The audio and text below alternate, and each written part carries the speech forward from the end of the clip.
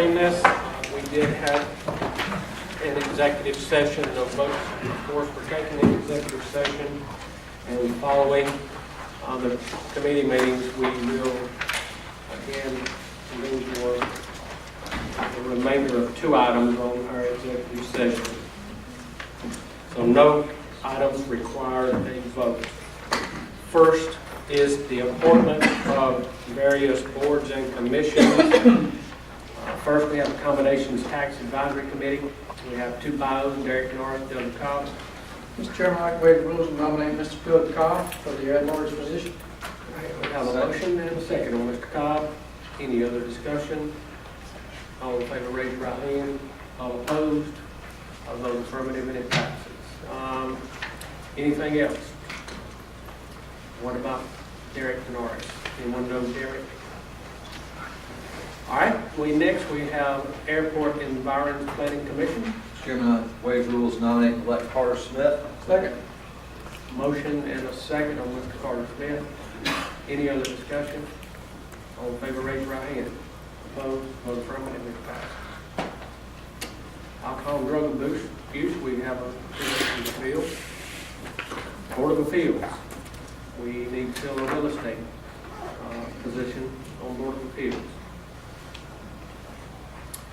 Building Code Board of Appeals and Adjustments, we have 3 bios for reappointment. Mr. Chairman, I'd like to waive the rules and nominate Mr. James R. Greer, engineer representative. We have a motion on Mr. James R. Greer. Second. And a second. Any other discussion? All in favor, raise your right hand. All opposed, vote affirmative, and it passes. Have a couple. I'll also waive the rules and nominate Mr. John Henderson, architect. Have a motion and a second on Mr. John Henderson. Any other discussion? All in favor, raise your right hand. All opposed, vote affirmative, and it passes. Next, we have Community Development Advisory Committee. We have 3 persons. Mr. Chairman, Yes, sir. I'd like to waive the rules and nominate Ben Hines. We have a motion on Mr. Hines, second. Any other discussion? All in favor, raise your right hand. All opposed, vote affirmative, it passes. Mr. Chairman, I'd like to waive the rules and nominate and elect Susan Gammons. We have a motion and a second on Susan Gammons. Any other discussion? All in favor, raise your right hand. Opposed, vote affirmative, it passes. Mr. Chairman, I'd like to waive the rules and nominate Ms. Romacina Holman, district city representative. We have a motion on the floor and a second. Any other discussion? All in favor, raise your right hand. All opposed, vote affirmative, and it passes. Thank you. Cooter Springs Fingerville. Yes, Mr. Chairman, I move that we waive the rules and nominate Mr. Craig McDowell. Second. We have a motion and a second on Craig McDowell. Any other discussion? All in favor, raise your right hand. All opposed, vote affirmative, and it passes. All right, looks like we have a couple coming up on downtown airport advisory. Employee grievance, we've had 1 individual to resign. We need to fill that position. Hobbiesville, Still waiting, Mr. Chairman. right? Team Up Community Actions. Mr. Chairman, I says we waive the rules, nominate elect Mr. Jerome Rice Jr. Second. We have a motion and a second on Mr. Jerome Rice Jr. Any other discussion? All in favor, raise your right hand. Opposed, vote affirmative, and it passes. Twin Lake Special Tax. Finally, Mr. Chairman, I'd like to waive the rules and nominate Ms. Barbara Stanton, All right, we have Barbara Stanton. state representative. Do we have a second? Second. We have a second. Any other discussion? All in favor, raise your right hand. All opposed, and vote affirmative, and it passes. Thank you. Next item. Receive information, take desired action in reference to a resolution supporting state efforts to find solutions to the funding needs for states maintaining operated roads and bridges without transferring the burden to local governments and imposing any actions taken by General Assembly that through lack of state funding will lead to increased taxes on the citizens of Spartanburg. Anyone have that resolution here?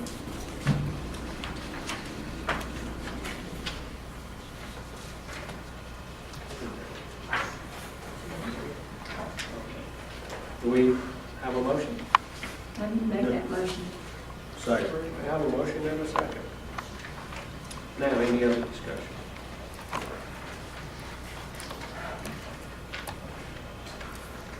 Go ahead. opposed, or affirmative, and it passes. Thank you. Item 5 regarding board appointments with Regional Hospital. Mr. Chairman, I move that we postpone until the May meeting. So you have a motion and a second. I think there were a few questions that arose that a few council members wanted additional answers. So with that being said, any other comments? Mr. Chairman, Ma'am? just want to clarify, that will be the regularly scheduled. Yeah, regular schedule, maybe. That's what it said. That's the way I understood it anyway. All right, they have a motion and a second. Any other discussion? All in favor, raise your right hand. All opposed, or vote affirmative, and it's passed. Thank you. Next, we have Economic Recruitment and Development. Honorable David Britt, Chairman. Michael Brown, Roger Nutt, members. Mr. Britt. Thank you, Mr. Chairman. Got a request to approve the bylaws in reference to the bylaws of the Upstate Workforce Investment Board, the WIB, for the consortium between Cherokee, Spartanburg, and Union counties for the implementation of Public Law 113-128. Do I hear move we approve the bylaws? So moved. Second. Motion been made and seconded. All in favor say aye. Aye. We'll recommend full council at 5:30. Second item also relates to the WIB. We have a request to approve the agreement in reference to the consortium and administrative agreement between the Upstate Workforce Investment Board and the chief elected officials of Cherokee, Spartanburg, and Union counties. Do I hear move that we approve the agreement? So moved. Second. Motion been made and seconded. All in favor say aye. Aye. Motion carries. We'll recommend that full council. Next item also relates to the WIB. Do we hear a motion to approve and authorize county council chairman and the county administrator to sign in reference to the Workforce Development Area Designation petition for Upstate Workforce Investment Board? So moved. Motion been made. Second. Second. All in favor say aye. Aye. We'll recommend full council at 5:30.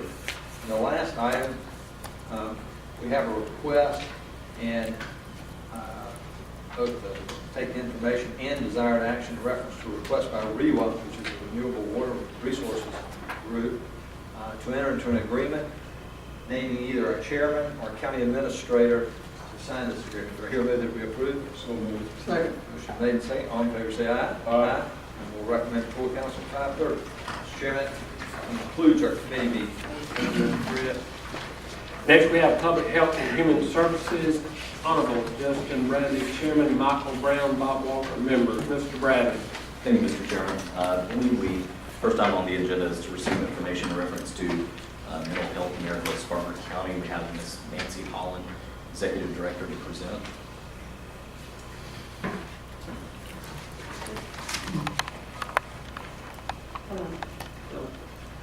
Yes, I can see you. That's right. First of all, thank you for your time today and for listening to us. We're here to let you know who we are, what our mission is, and a couple of things that we'd like to ask your support in. Mental Health America Spartanburg is a satellite from Mental Health America in South Carolina, which we're part of a national organization. We are a nonprofit.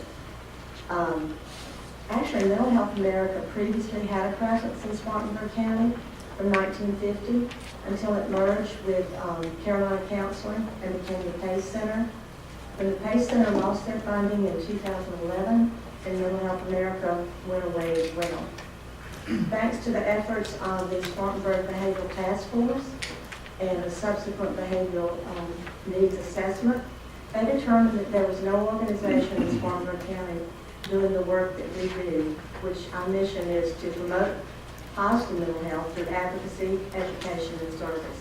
So there was no one being advocates for people with mental illness, as well as no one educating the community about the needs.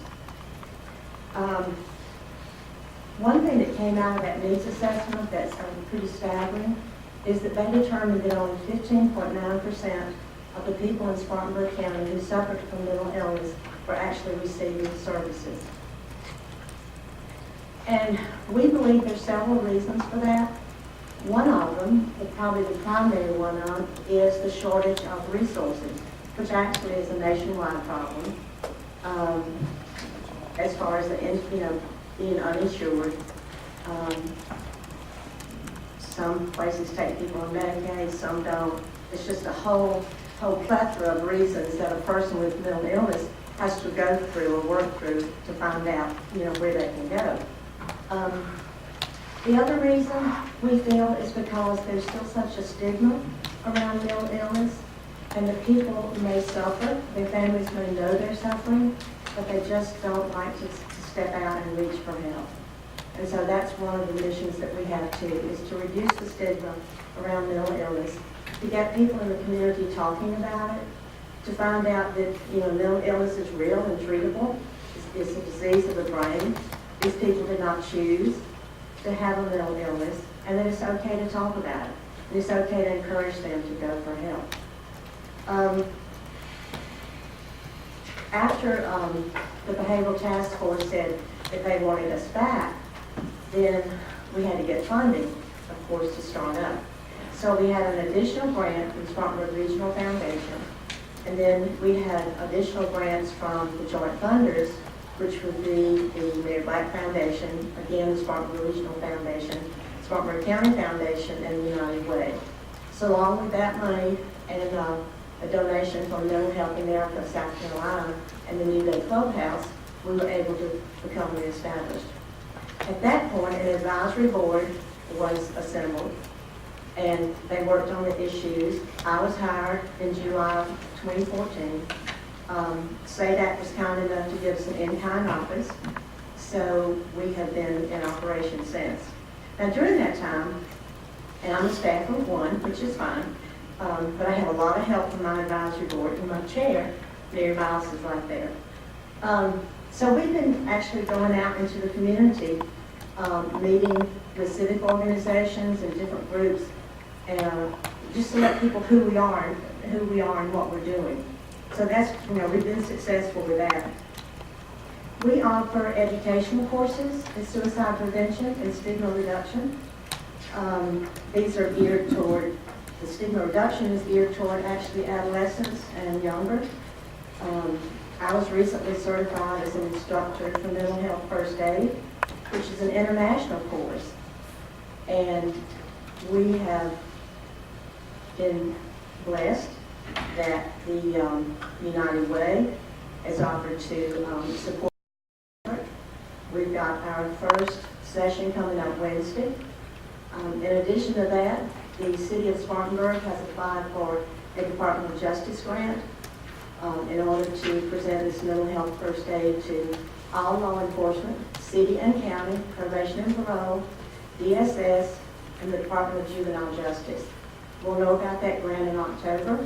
It's a 2-year grant, and before they submitted it, they asked if I would be willing to train about 500 people in that course.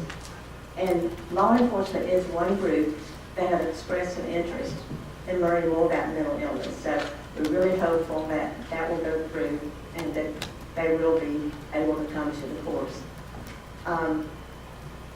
One of the most recent things that we've done to reduce stigma is that we filmed a documentary.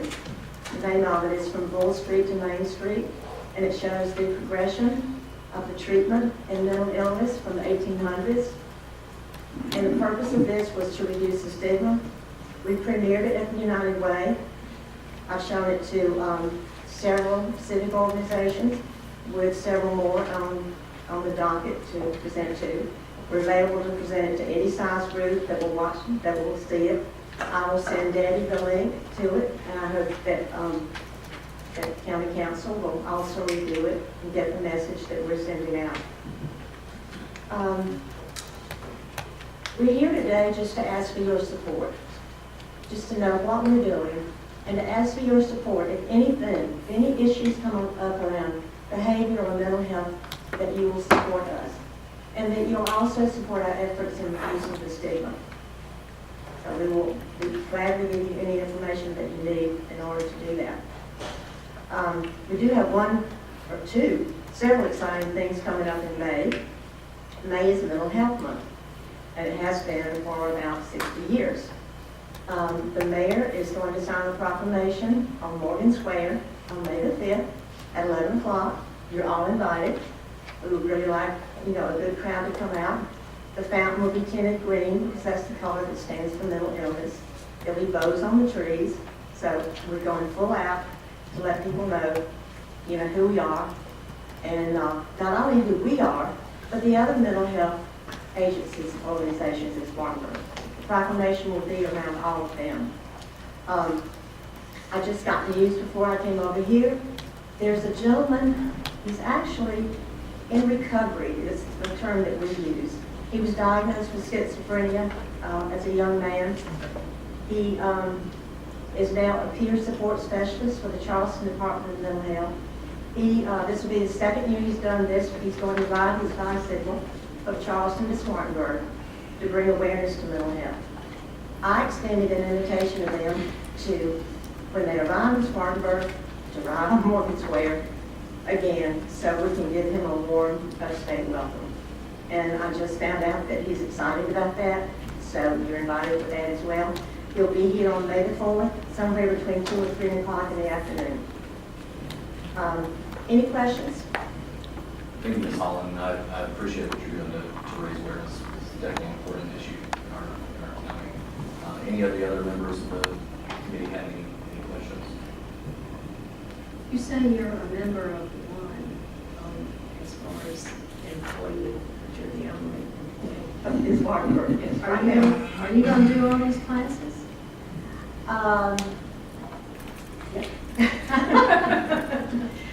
Jane Lipscomb with the city and we've actually sat down and said, how many days a week will it take for you to do these?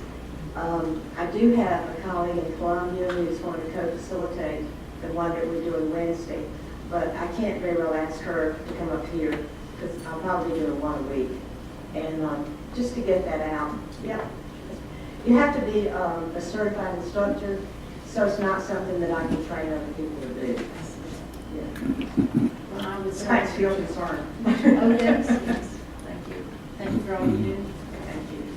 Just, I'm not on the committee, but I wanted to commend you, Nancy, for your presentation. You know, not reading notes, you have it, it's obvious you've got your heart, you believe in it. Thank you for doing what you do this morning. Thank you. I've got a brochure with my contact information on it. I'll leave you, Debbie. I'll make sure you have that. Ms. Holland, Thank you. Yes. do you have a long-term plan to expand your staff? I know you said 15.9% based upon your assessment. Well, we don't do counseling. Yes, ma'am. So expanding our staff in that direction is really not, that would go against what we're really for. Okay. That's sort of what happened when MHA merged with Carolina Counseling. The mission of MHA got kind of, forgotten about and turned into Western Counseling. To answer your question though, and to Jane's point as well, as soon as we get better known and we start doing more programs, and if we can get the funding, there's a possibility that we will hire. We will be looking for volunteers to do the educational course that we take into the schools. So that is good, because I cannot do all of that. So you do have a built-in volunteer component that can work with you, right? We're working on it. Yes, yes. Well, thank you so much. I mean, it's a highly needed and often undiscussed area. Well, thank you. So we do. And thank you for your concern about my time. Well, I think that I can speak for all of us on council. We've known for a long time that that is a weakness that this state has as far as the care and the delivery of services for mental health. This happened several years ago, where for some reason the emphasis on mental health seemed to deteriorate, and I'm so glad to see that it's being brought to the forefront again. And one of the most recent negative things that happened with mental health in South Carolina is that Medicaid greatly reduced the money that people that work in mentally ill receive. For instance, New Day Clubhouse, it's a great model. It's a great support system for people who are in recovery. Mental Health America South Carolina has a clubhouse in Charleston and one in Columbia. Because of that cut, they actually had to lay people off, which means that the person who needs the support the most will somewhat suffer from that. Fortunately, our county delegation, as well as other counties around the state, spoke up and they had meetings. So they are going to increase that amount. per hour, not back to where it was, but at least something that they can live with. And they are going back retroactive to March 1st. So that, just to show that, you know, all of us working together can really get something done. Thanks. Thank you. Thank you. All right, the next item on the agenda is to receive information and take desired action in reference to an ordinance to amend Chapter 2, Article 5, Division 2, Spartanburg County Code of Ordinance relative to the Spartanburg Alcohol and Drug Use Commission to provide for a change in the name of the commission, which better encompasses all the elements of services and treatment provided to the residents of Spartanburg County. We have Ms. Sue O'Brien and Melissa Ann Cunningham, board member, to present. Just me. Okay. Hi, as you'll remember, I was here last month and kind of gave you the whole context of why we were looking at changing the name, and I believe, and Catherine, correct me if I'm wrong about this, that this is sort of that first step for county council to work towards approving that and changing our ordinance in the county. So I don't have any new information from when I was here a month ago, and I'm sure you don't want me to go on and on again, unless you have any other additional questions, or if there's anything else, Catherine, I should add to that. I entertain a motion to render first reading to the ordinance. So moved. Second. All right, any other discussion? All in favor, raise your right hand. None opposed? All right, and the second item on the agenda is receive information and take desired action in reference to the state act grant application for the bridge. I'll just say. So we have a couple items on the agenda. We do, and they're going to be a little bit out of order because I'm going to present on the first two, and my new prevention senior program coordinator will be presenting briefly on these. And these are all annual grants that we get every year. The ones I'm going to be speaking to is Project Q. That's a grant that we applied for through United Way for $25,000.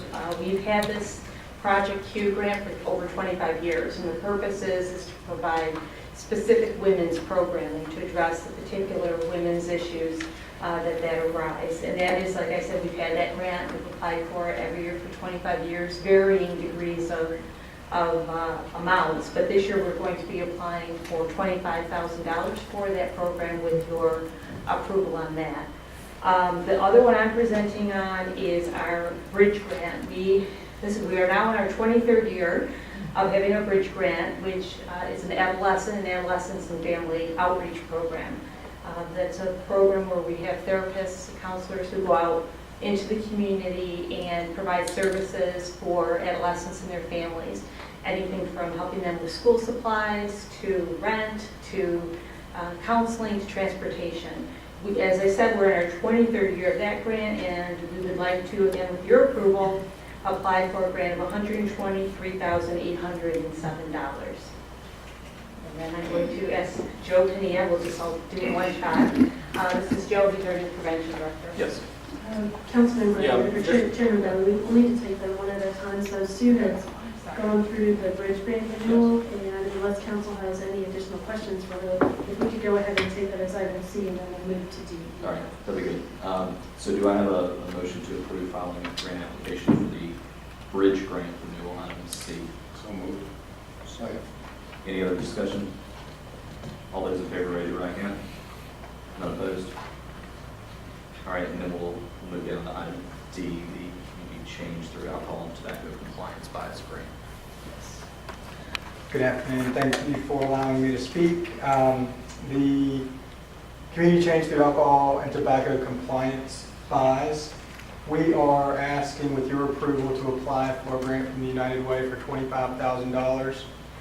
This will allow our tobacco alcohol compliance team to perform compliance checks throughout the county, as well as perform education through the Palmetto Retailers Education Program.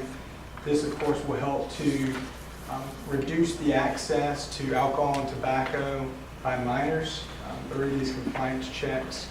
That helps to make sure that vendors are aware of what's going on and they're doing the correct thing with IDing, and we ask for your approval to submit that application to the United Way.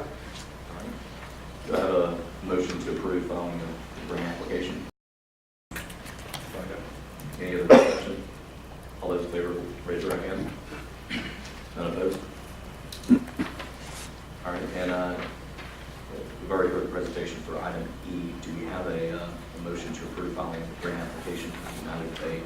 Project Q grant. So moved. Second. All those in favor, raise your right hand. None opposed?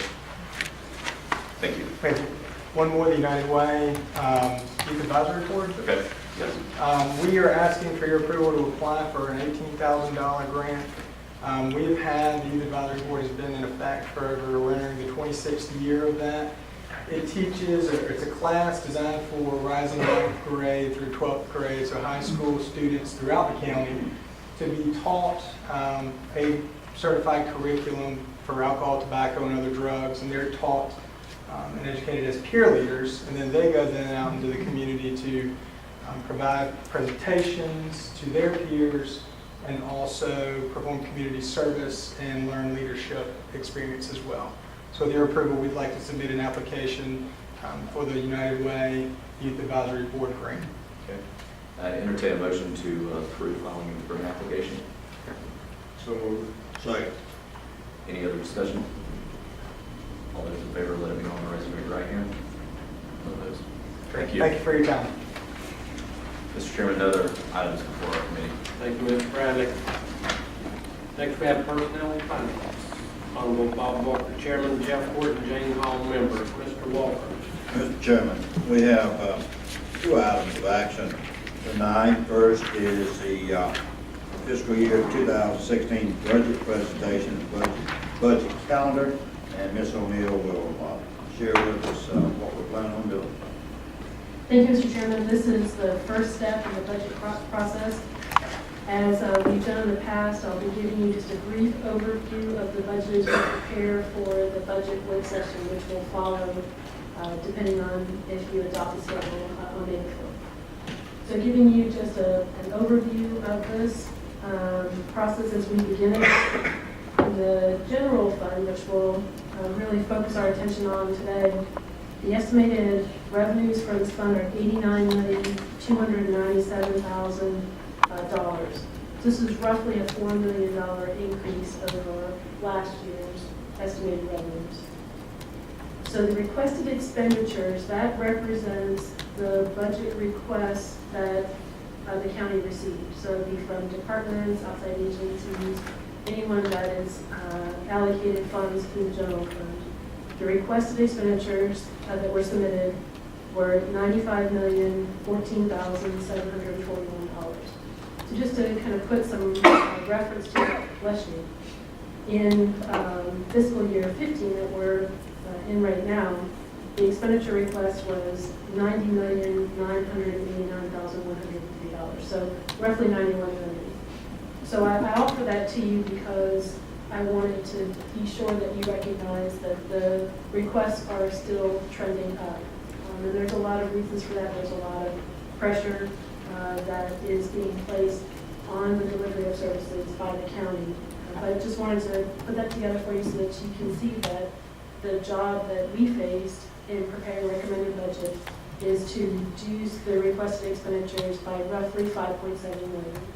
And our intent is to submit a balanced budget to you within the estimated revenues that's presented here at your work session. Catherine, before you proceed, Yes, would sir. you read your underlying motivation of putting this budget together this year? Just read the vision of Spartanburg County on the yellow page. Everyone in here, on the bottom of each page, we have the mission and the vision of Spartanburg County, and that's how this budget is derived. So would you read that for us, Ms.? Yes, sir. The vision, Spartanburg County's vision is to be a preferred destination for individuals, families, and businesses to live, learn, play, and invest. And our mission is Spartanburg County provides a foundation for a superior quality of life for residents, unlimited opportunities for business, and an exceptional learning environment for education through purposeful planning, investment, and use of resources. And truly the budget ties into that through the use of the resources. One of the guiding principles that our team has used in preparing the recommended budget that we'll present to you at the work session is to meet as many of your goals and initiatives that you established for your strategic planning session, your strategic planning session as we can. And we'll denote those to you as we go through the work session. So the requested budgets and what is comprised in this particular slide includes all of the department requests that we've received, all the new initiatives and programs, the personnel requests, the capital requests, and what our anticipated revenues are. So that takes us to the revenue contributors, what makes up that roughly $4 million increase from the current fiscal year. So roughly 90% of the revenue, new revenue that we have estimated in the budget comes from taxes. So this is real estate, vehicles, business, personal property. Our collection rate trends are up. The amount of revenue that we're receiving from our fee loads also is comprised of that new revenue. So roughly 10% is comprised of permits and fees. So we are seeing a higher number of land transactions, and our development activity levels are up. So this would represent an increase in the revenue from building permits, registered deed stamps, planning fees, and so on. With regard to fines, we're generally seeing that revenue trending downward, and as you're aware, there hasn't been any movement to adjust the local government fund to reinstate its statutory formula. So I have not incorporated into any of your revenue any increase in local government fund. It is at a static level. You'll also see when we get to the budget work session, there's an increase to the elections reimbursement, but before you go too far with that, it's also offset by additional expenditures. So that carries us to what is driving the expenditures up. There's a couple of things that we have to build into the budget really automatically as we prepare it for you. Retirement contribution rates are increasing. This was a planned increase. So for the regular retirement, that would be the majority of our employees. We're going from 10.9% of the contribution rate to 11.06. And in the police officer's retirement, we're going from 13.41 to 13.74 as a percent contribution. So as we looked over the staffing requests that were provided, of course, council has asked us to prepare a pay package in the recommended budget, which we will. We're also seeing our service level demand increase. We're just seeing more traffic. As an example, last month we had 711 building permits. We've been hovering in the 400 to 500 permits per month range, so we're definitely seeing more traffic in our offices. And that's just one department. We'll talk about other ones in the budget work session. We are anticipating relative to the fiscal year 15 budget of fuel cost reduction. As you know, we build in a contingency if that should change. We're seeing an inflationary growth in utilities and other operating expenditures. We have a significant amount of deferred capital needs that you will see in the recommended budget as being funded as a priority. With regard to insurance, while we have seen some minor adjustments to our tort liability insurance, the one that I'm sure that you're the most interested in would be what has happened with our state plan for health insurance. They are assessing a 3.4% increase to all employers, not just to the county, so this is across the board. Our experience rating did not change, so there'll be no load factor added in the next fiscal year.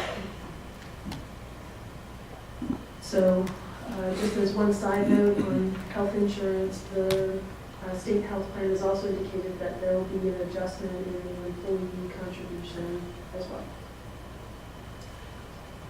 As a general guiding principle in the budget process, we've worked to reduce the utilization of the master lease as a financing strategy for our capital.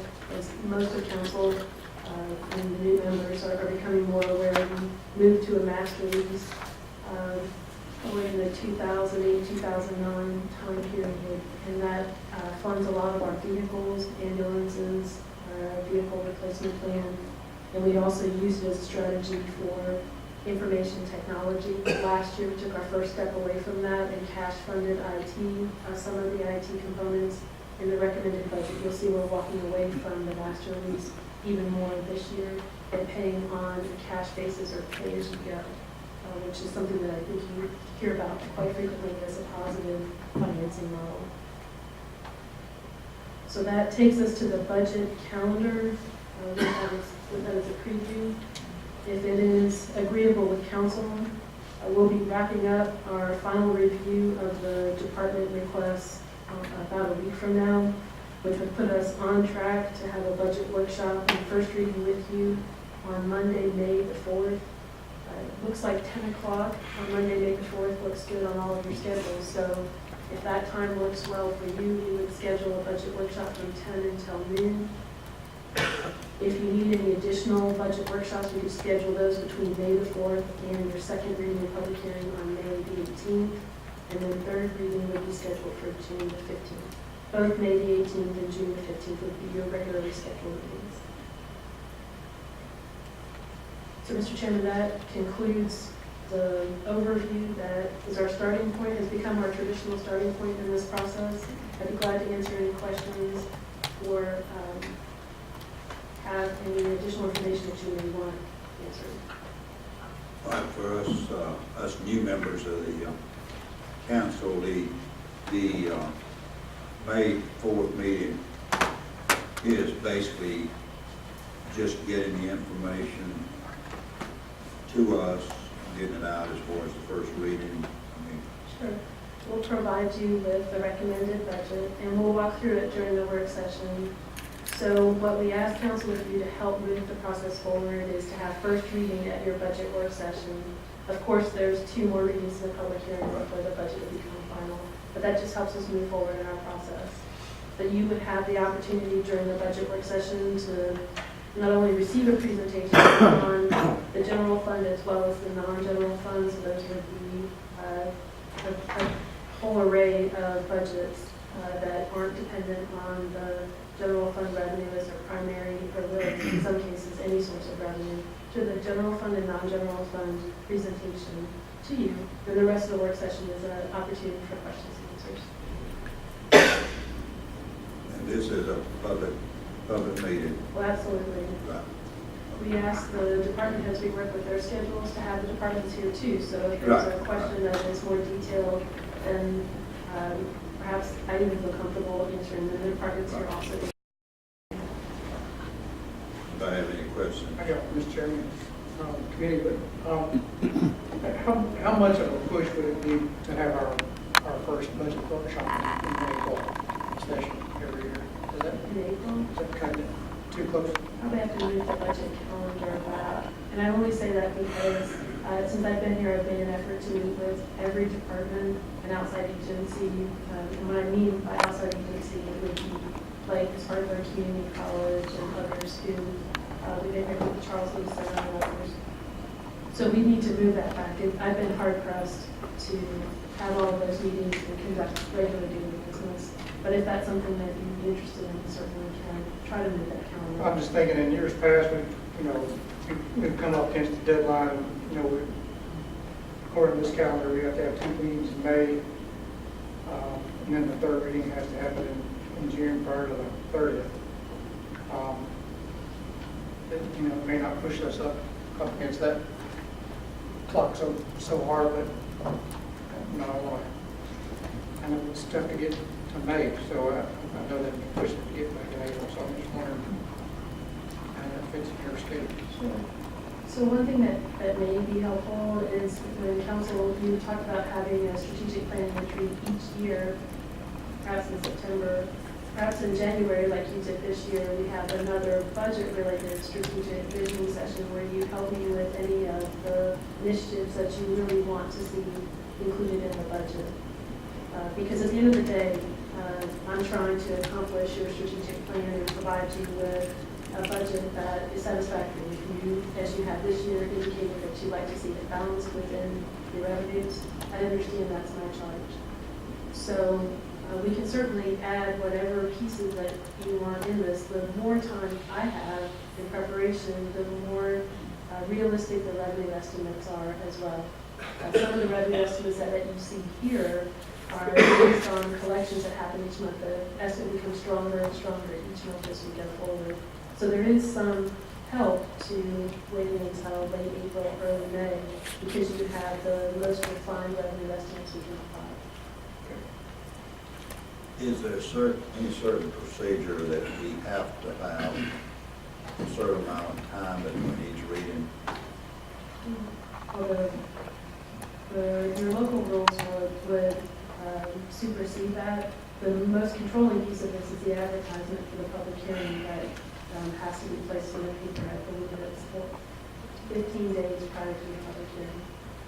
So, If you'd like to have a series of meetings, we can have have a lot of meetings between May the 4th. that's what I'm getting at. I mean, there's nothing to prohibit us from May the 4th to June the 15th having additional meetings in there, right? So I think that your only local rule that applies is the 24-hour notice of a public meeting. So you need Right. to notify the public in the media that you'd be having a special call meeting. Yeah, Mr. Chairman, the only comment I have about that, I was looking at getting most, if not all, of our meetings during a public, already set council meeting, and try to do our budget in that format instead of asking the public to take some time out of their day, and they may not have the opportunity to comment on the budget. Mr. Chairman, I'd like to also throw this out. I've done this on occasions in the past years. But I'd like to see us move toward every 2-year budget as opposed to doing it annually. I think there's a lot of other counties that do that. I think they've been successful in it. And I also think it wouldn't be so taxing on our departments if we knew for the next 2 years exactly what the budget was going to be. Sure, I really wanted to do that this year, but until we level out on our revenue forecast, I'm uneasy doing that. When it becomes more of a trend that we can estimate, I think we're set to have that correction. I just don't, revenue growth that we're having right now, I'm not sure whether we're going to be able to sustain that. I hope that we will, but I'm not certain. Until we reach 92 million in our forecasted revenue estimate, we haven't even recovered from 2008 where our revenue was.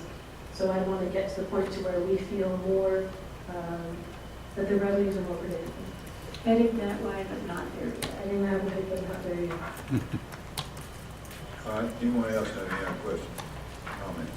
I'll make a motion to proceed with the calendar. I second that. We got a motion and a second to proceed with the proposed calendar. Any discussion? All those in favor, raise your right hand. Those opposed, like sign. Thank you, Mr. Mayor.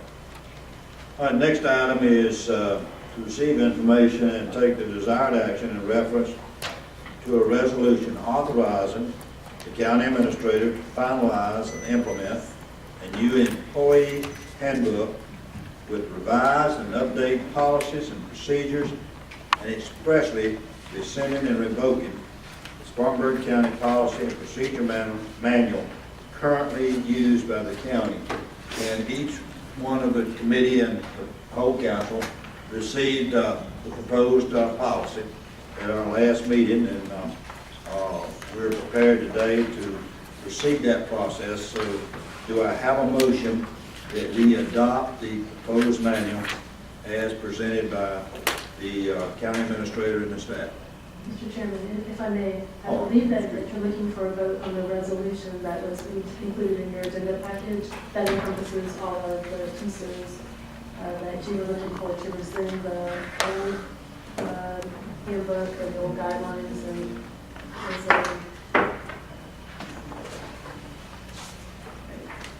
so in your packet there's a resolution that we're asking council to adopt that adopts the new employee handbook and instructs me as the county administrator to proceed with finalizing and publishing the new employee handbook. It also rescinds and revokes the current policies and procedures manual and any employee-related policies and procedures previously adopted by council as policies to be included in that policy and procedure manual. So if the motion could be to adopt this resolution, I think it encompasses all of the items that we'll need to do. Right, now, I misunderstood. I thought that's what I was doing, so I I'm sorry. apologize. Yeah, that we got a resolution to do that, and you have all the material at your desk in your packet to do that. And do we have a motion to Mr. approve? Chairman, I make a motion that we adopt the resolution. Got a motion to approve, we got a second. Now, is there any discussion by anyone? Anybody got any questions? All right, hearing none, all those in favor of adopting the resolution authorizing this new implementation of the new policy manual guideline handbook, please raise your right hand. Those opposed, like sign, and it is passed. Thank you, Ms. O'Donnell. The other, each should receive the updated financial data and the personnel matrix report in your package. That concludes all of our business. Thank you, Mr. Walker. Next, we have Livability Committee, Honorable Jane Hall, Chairman, David Britt, Michael Brown, members. Ms. Hall. Yes, Mr. Chairman, thank you so much. We're going to, in our first item, receive information and take desired action in reference to a grant application for the annual Summer Food Service Program. And Mr. John Woodsby, Recreation Manager, is here to present. Good afternoon, Council. We are here to request approval for our annual submittal of the grant application for the USDA Summer Food Service Program. This will be our 35th year as the local sponsor for this program. We cover 11 sites throughout Spartanburg County with this program. Last year we administered approximately 18,000 nutritious hot meals to children that qualify for the program. This year we are requesting a grant amount of $84,632 to fund an estimated 23,440 meals at 11 sites in Spartanburg County. And those funds are 100% reimbursable to Spartanburg County. We're not putting in the grant. Second. Okay, we have a motion and a second. Any discussion? All those in favor, raise your hand. All those, and we'll send this on to full council. Okay, item B is to receive information and take desired action in reference to a resolution to adopt preliminary plans for the renovation of Chesney Park, Cowpens Park, Innery Park, Inland Sports Complex, and Packlet Park, as well as construction of the Lake Cooley Outdoor Recreation Center. Mr. Mike Nation is here, Senior Project Manager, to present. Thank you, Councilman Hall.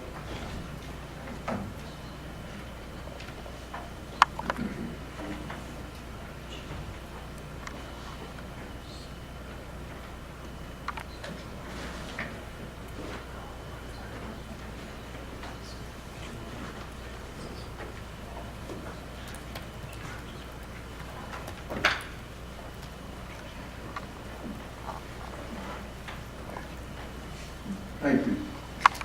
The purpose for us coming here today is we have 5 preliminary community park renovation plans for you to look at and for your adoption of the preliminary plans in concept.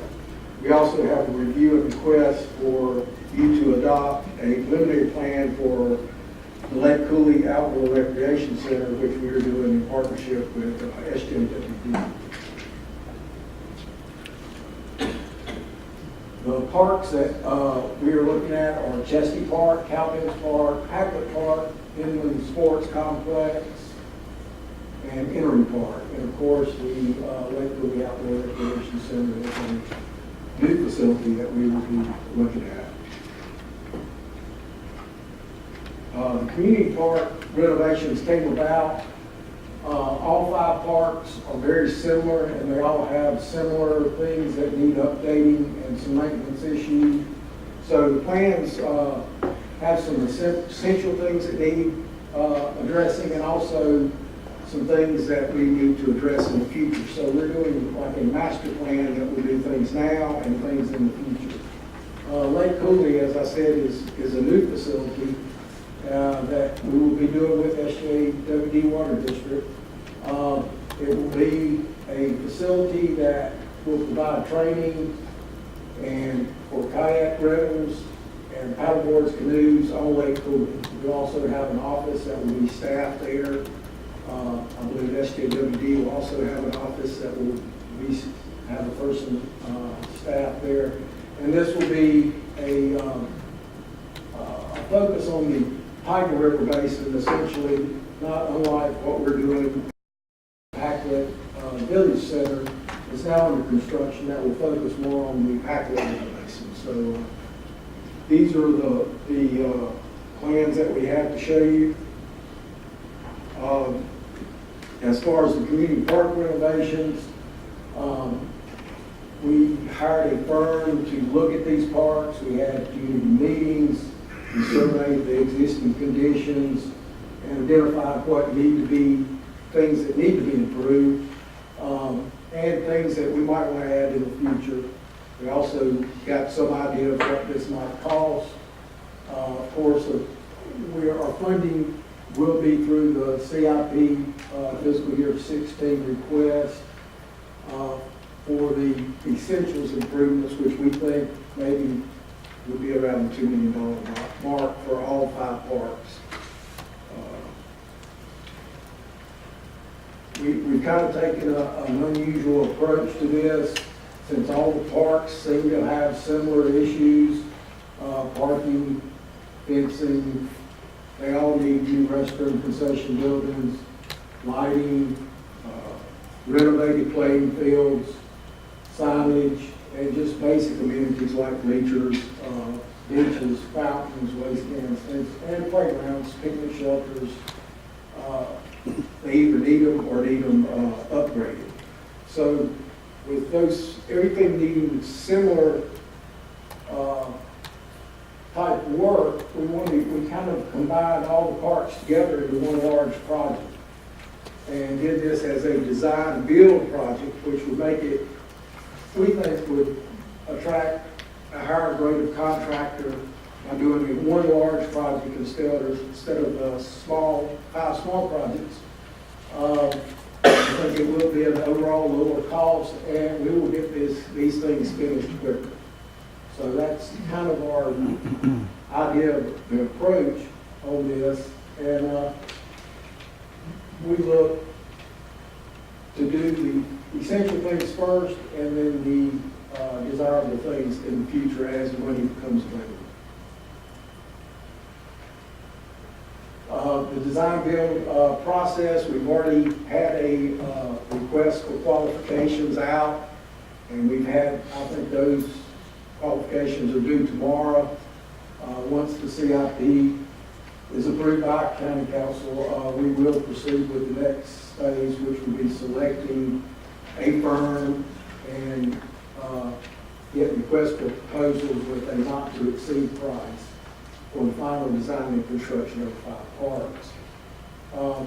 We will work with, if the proposal exceeds the budget, we will reduce the scope or request additional funding if that's the case. And we will, the parks project staff will oversee these projects, and we're excited about doing these. The first one is Chesney Park. These are just the conceptual plans that we will ask you to adopt tonight. Chesney has parking issues. We intend to address that. As I said, we have very similar issues. We will do a major connection with the Chesney Community Center, upgrade the fields, new concession restrooms. This is Cowpens Park, same issues. We will upgrade the fields, concession restrooms, new playground, picnic shelters, parking. As I said, all of these parks have very similar issues. The Sunny Acres Packlet Park, we will have parking. We will enlarge one field so that it's usable by more youth groups. We will upgrade some of the existing tennis courts and basketball courts and add a playground. In the sports complex, we will add accessible concrete walks like we're doing in all the parks. We'll do some upgrades of the fields, bleachers, signage, all these things we're doing at most of these parks. Emery is the 5th park, and it is the old Inman Mills Textile Park. Inman Mills has done some work there. we will be doing the upgrades, but it's really not feasible for us to maintain the park since it is so far away for our maintenance staff. So we'll be working with the community to provide maintenance with the occasional parks department help for the big work. And this is similar to an agreement we have with the Little Africa Park that we're working with now. This is Entry Park, which has a lot of existing infrastructure. We'll be removing some of the things and also adding additional parking, playgrounds, multi-purpose field, basketball courts, picnic shelter, and making everything, of course, ADA accessible. The Lake Cooley Outdoor Recreation Center, the background of this is we've been working with SJWD, which has been a good partner of ours on several projects. We worked with them to let them kind of manage the project. It's going to be on their property at Lake Cooley. We have a preliminary site plan that we'll show you tonight. And once we have your approval of the preliminary plan, we'll continue with the design and the construction of this facility.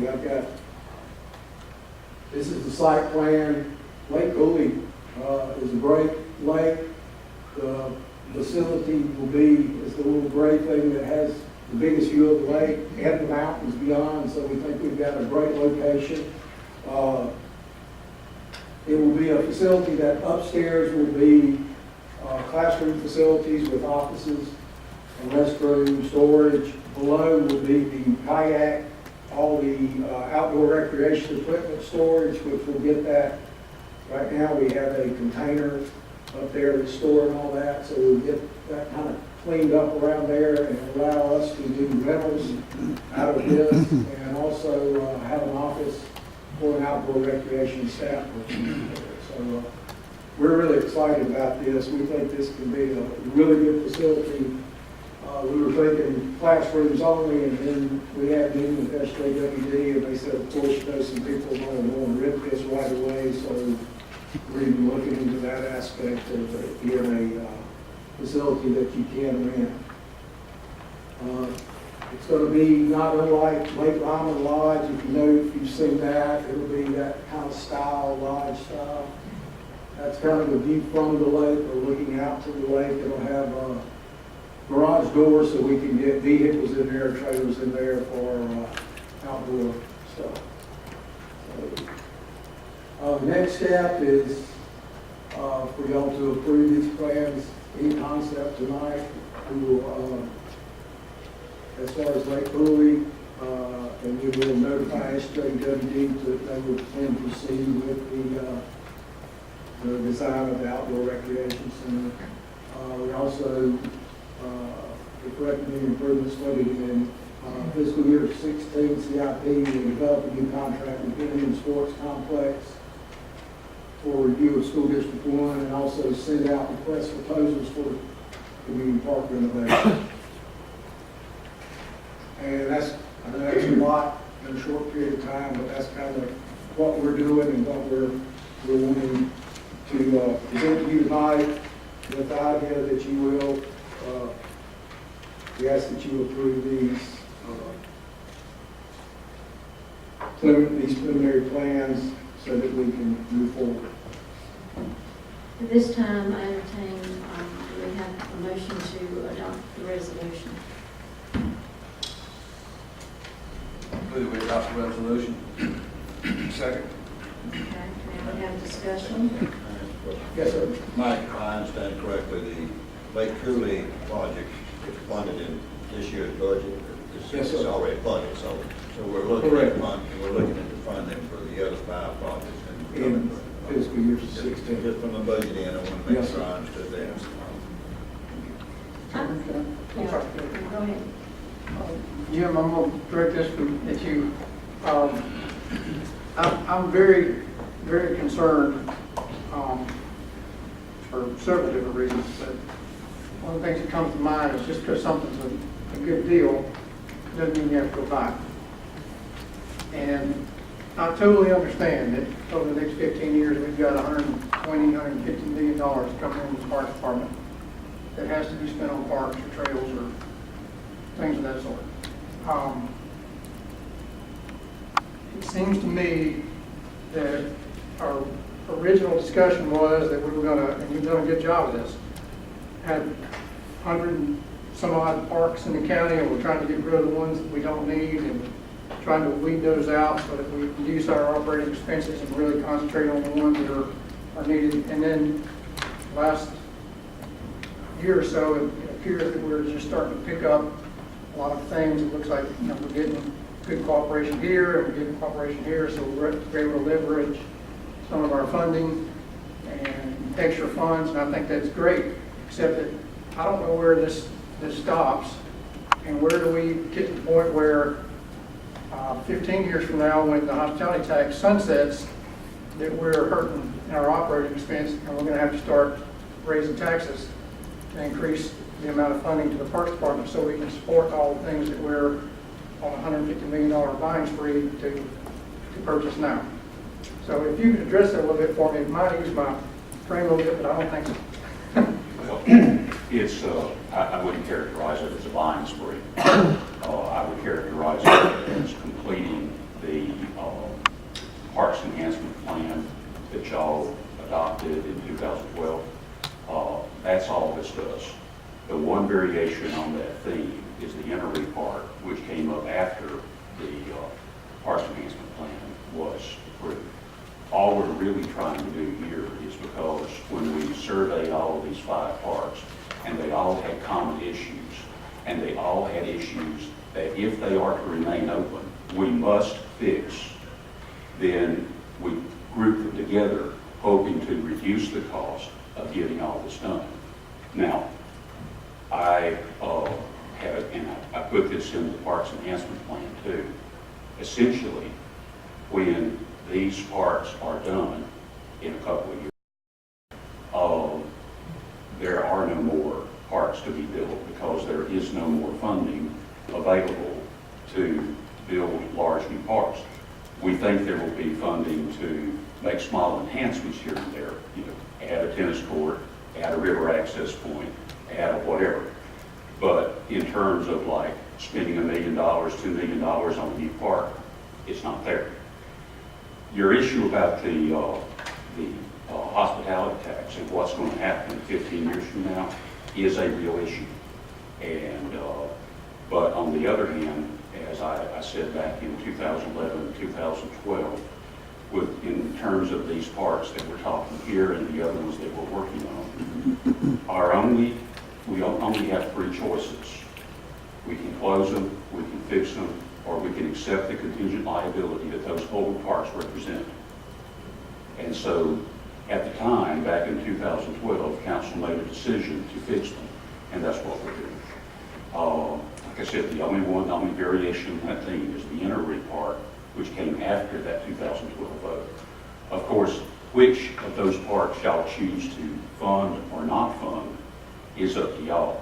If y'all were to come back during budget deliberations and say, Jim, instead of this amount, you've got that amount, then what I would do is come back and say, okay, well, what do you wish us to cut? Because it comes down to this. I can't, in good conscience, recommend that we continue operating the park, which I know has problems. So that's the conversation that would occur, I think, during the course of your budget deliberations. Appreciate it. Jim, one of the things I'd like to point out is when you're talking about the CIP budget, and you're talking about essential improvements, explain exactly what essential means. They are the non-sexy things, let's put it that way. They are the things that are required by the Federal Americans with Disabilities Act. They are drainage problems. They are safety issues that erupted over the years when they haven't been fixed. But primarily, they're accessibility issues. We are not in the best best of shape in some of our parks right now. And that's the purpose of trying to fix these things. I know it sounds like a lot of money, and it is a lot of money, but this is where it comes down to, this is y'all's decision. If we choose not to spend that money, then we also have to choose to not do something. Right, Jane? Yes, please. Jim's absolutely right. 2012, you look at these parks, and you look at where they are, Calvin, even though we've added Emory, Chesney. It was embarrassing to call them county parks for what they were, and it said a lot about who we were. I think it was absolutely the right thing to do, the right time. Not only are we trying to recruit people here, industry and business and people, we're also trying to afford the residents of Spartanburg County nice parks that they can be proud of in their neighborhood. Calpins, Chesney, Henry, Inman, they haven't had a whole lot. So I fully support it, and I'm a very conservative council member, but it's the right thing to do because we're investing in the people who live here, safety, you mentioned fencing, bathrooms. If it's going to be having Spartanburg County Parks and Rec and name up there, I want to be something I can be proud of. And this gets us where we need to be. Well, it gets us to a basic level of what would be considered ordinary. But my thought is that if we get the non-sexy stuff, accessibility things finished, the restrooms finished, there's lots of philanthropic activity in this community. And once you have a place to put it, I fully expect citizen groups and foundations to step forward and fill that space out with playgrounds and other activities so that we can leverage what money the county has. We've done a good job of that so far, but we've got to fix the infrastructure parts first before we start talking about bringing in playground. Duncan Park is a great example before the city took over. Those tennis courts, you had racquetball court used to be there. All that fell into disrepair years ago. I mean, it was embarrassing. I ran by the facility for 30-something years and have our name on it. It was embarrassing. Turn it over to the cities. I think once again, I'd have to also point at our mission, which is Spartanburg County provides a foundation for superior quality of life for our residents, unlimited opportunities for business, exceptional learning environment for education, through purposeful planning, investment, and use of resources. And I think we are staying on point with our mission. And I'll say one other thing too. We're actually doing something that we figured out the other day with the parks planners of the world. They've actually come up with a name for it. Multi-generational parks. Spartanburg County is getting older. And so now we'll soon be opening up in June, a disc golf course to go with the walking trail that's at the Old Cannon Road former soccer facility.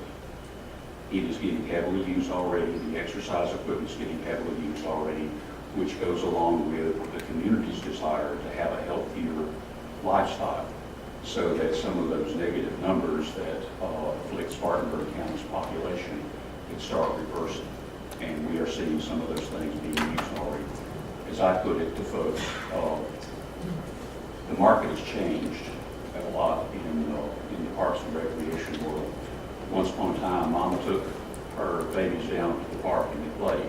Now sometimes it's Grandma taking the babies down to the park to play. So while the babies are playing, why can't Grandma walk around the trail and keep fit so that she lives longer and has a better quality of life and ultimately stays out of the nursing home?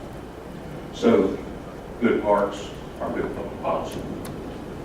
Jim, was it the Lake Cooley thing, was that a Spartanburg Parks home facility or is this something new? Well, the contract reads that it would be owned by Spartanburg, SKWD Water District, and it would be available for use of Parks Department.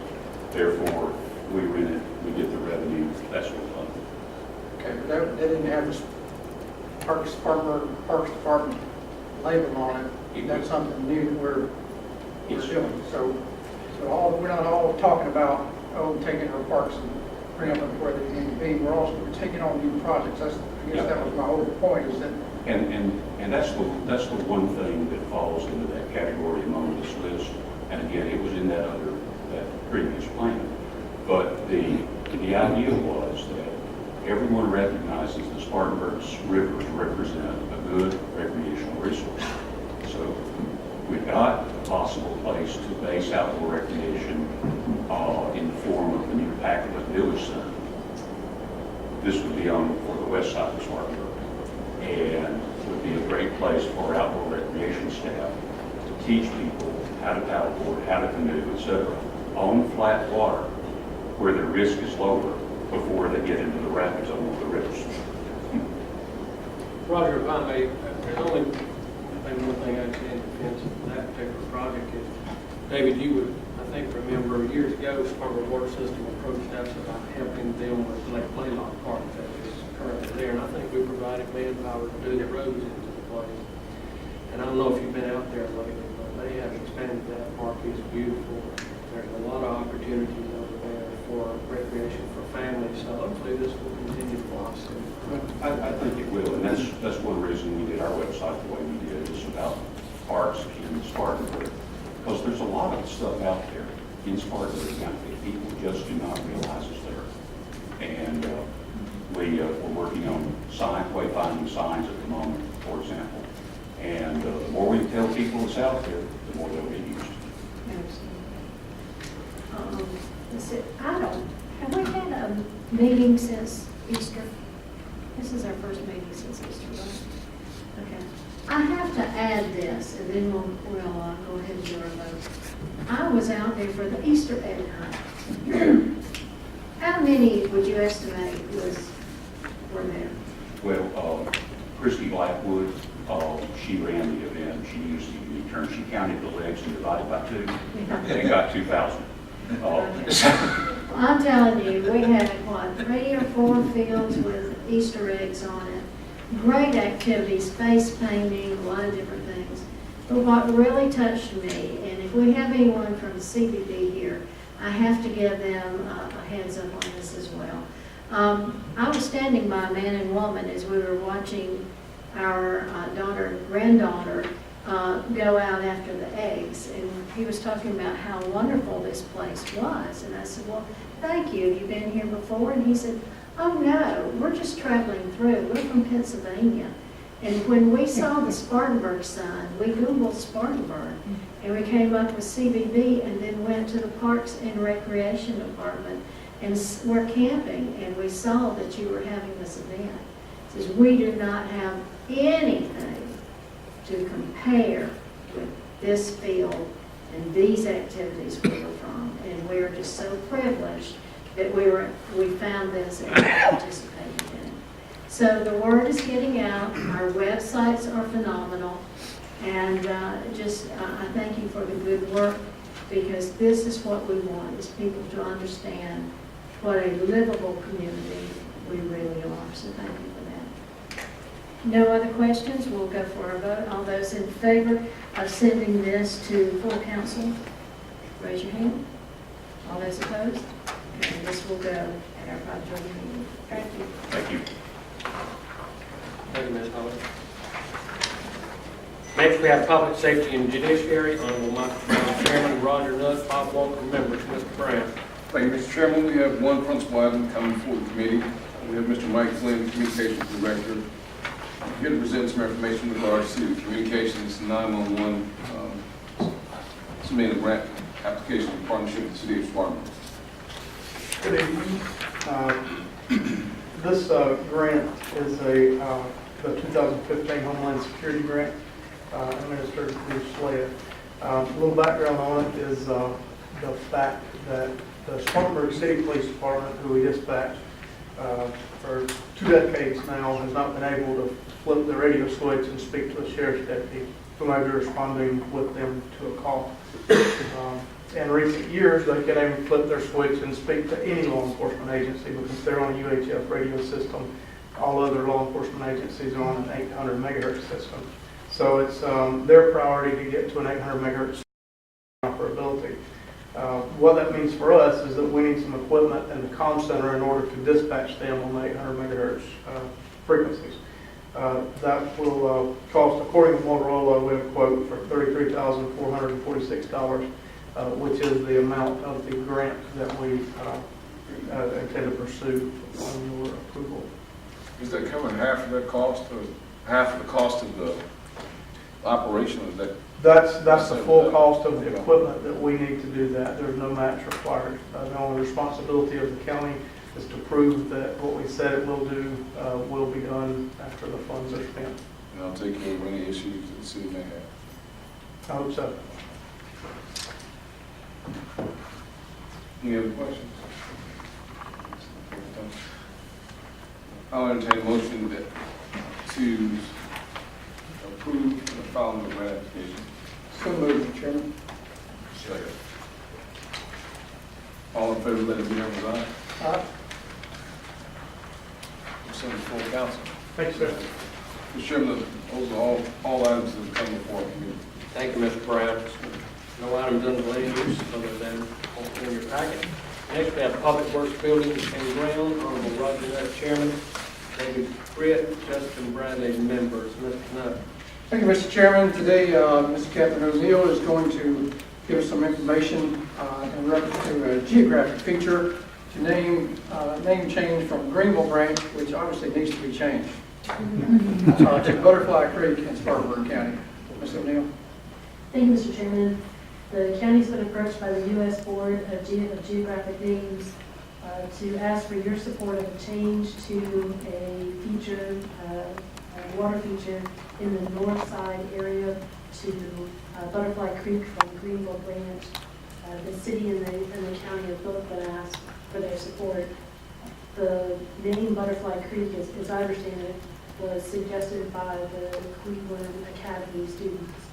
So unless council has any objection, we would ask for council support and give me the opportunity to share that with the U.S. Board on Geographic Names. Move to authorize the county administrator to send a letter of support. We have a motion. Second. We have a motion and a second.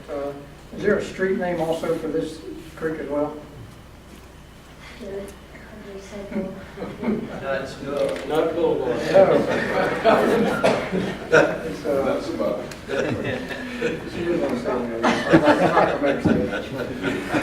Can't be worse than Greenville Branch. That's all right, that's all I can say. We have a motion and a second. Any more discussion? All in favor to authorize the county administrator to send a letter of support, say aye. Aye. All opposed? Okay, we will send that on to full council. We're going to receive an information and take desired action in reference to an agreement with probation, parole, and pardon services. Ms. O'Neill and Mr. Nelson are both going to tackle this one. Thank you, Mr. Chairman. The probation, parole, and pardon services has shared with us their public service program that we can be part of. And I've asked Jamie Nelson if he would help us with a pilot program where we would receive clients from probation, parole, and pardon services who would help us as part of their community service hours. So it's my understanding, and Jamie, you can correct me if I'm wrong, it's my understanding that as part of community service, a judge may assign someone to work perhaps 100 or even up to 500 hours of community service, and they can be assigned to Spartanburg County to help us with a number of different projects that we have going forward, from helping with public works to helping with the landfill and our collection stations, to helping with facility maintenance, litter control, mowing, those types of projects. We could use the help. These individuals need to provide these services, and if council's okay with that, I'd like to enter into an agreement with them, and I'd also like to unfreeze an environmental enforcement officer position to help supervise this particular program. I've heard that there could be in the neighborhood of 100 to 200 clients that are awaiting assignment for their community service, so I'd like to get that pilot project going and see how many of those clients we can serve. Move for the approval of the agreement, budget amendment. Okay, we have a motion and a second. Any discussion? Okay, all in favor say aye. Aye. All opposed? Affirmative. Mr. Nelson? Thank you. You've done a great job here. Thank you. I know your staff had this already, but you could probably squeeze 500 hours. We're ready. For somebody. Let's All right, thank you, Jamie. Okay, now we're going to receive information and take desired action in reference to an annual solid waste grant application to help maintain tire recycling management program. Ms. Swanson, recycling coordinator, to present. Good afternoon. How are you? Okay, so the tire grant is through SCDHEC. The county has been receiving the tire grant since 1994. The tire grant goes to pay for advertising and professional development, $5,750 total for that. It also provides funding for other direct costs to help manage the tire grant recycling program. For this year's grant, we are requesting $39,454 and some change in the hopes of receiving it to buy a Bobcat skid steer loader, which will help us at the landfill to load waste tires, among other things. So the total grant requested under the DHEC tire grant is going to be $45,204.82. There is no county match required or requested through SCDHEC. That's going to be my next question. We approve the grants I application. have a motion. Second. Motion and a second. Any discussion? All in favor say aye. Aye. All opposed? Okay, that is approved. I think you're still up. Okay.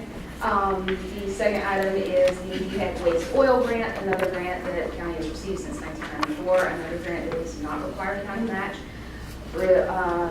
Allows funding for professional development and advertising, $5,750. Also provides funding for equipment and supplies, as well as direct and indirect costs associated with the motor oil recycling program. So we are requesting $3,750 for oil spill kits or oil spills at a recycling center. We have the proper supplies to clean it up, as well as approximately $34,300 for new signage for all 17 recycling centers. Just because Ms. Swanson is so convincing and so much energy, I move that we approve the grant. I have a motion to approve. Motion and a second. Any discussion? All in favor say aye. Aye. All opposed? Ms. Swanson, 100%. Thank you. I want to take one quick minute of your time, just to let you guys know we had the household hazardous waste collection event. I know you're timing me, I saw that. We had 424 cars come through and collected a total of 30.53 tons of hazardous materials from Spartanburg County residents. Our community cleanup event in Woodruff had 267 cars, which was a 30% increase from Woodruff's event last year. We collected over 40 tons of materials at that event. So it shows the pace to advertise at the county council. Good. Thank you, Ms. Swanson. Members of the committee, we have the other activities in your public works packet, so refer to those. Mr. Chairman, that's all we have. Thank you, Mr. Nutt. Appreciate that very much. This concludes our committee meetings. And earlier we were in executive session. We still have 2 items that we need to complete. So I will do our dead level best to get us back in this auditorium about 5:30, but I need a motion to go into executive session. So moved. Motion second. Any other discussion? All in favor, raise your right hand. All opposed, I vote affirmative. It passes. We'll be with you shortly. Thank you.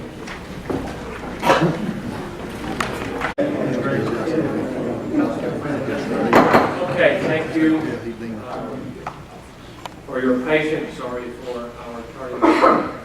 Earlier today, we had our committee meeting. I call to order our regularly scheduled council meeting. First item on the agenda, the invocation. Chaplain Amos Stewart. How are you today, sir? Great. You pray for me today? We got it, man. You know someone else. That's right. Exactly right. Let's all stand.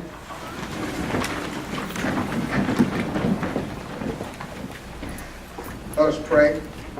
Our Father and our God, we thank you for another opportunity that you've given us to enter your presence through prayer.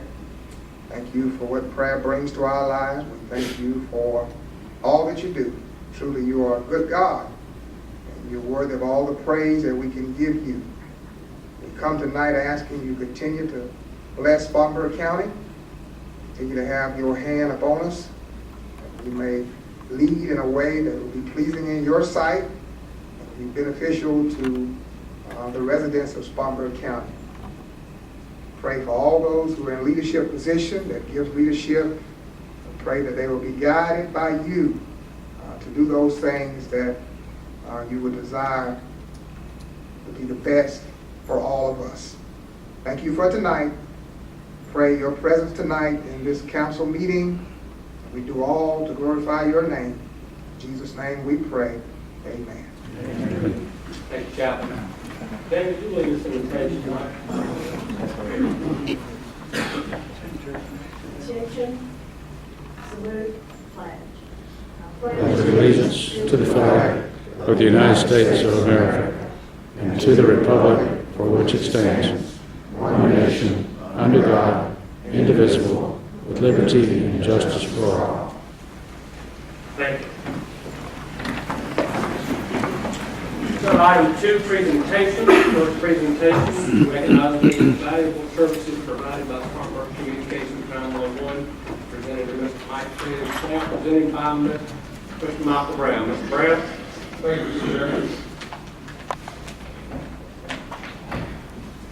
If I can, I'd like to read the resolution. You guys come on up.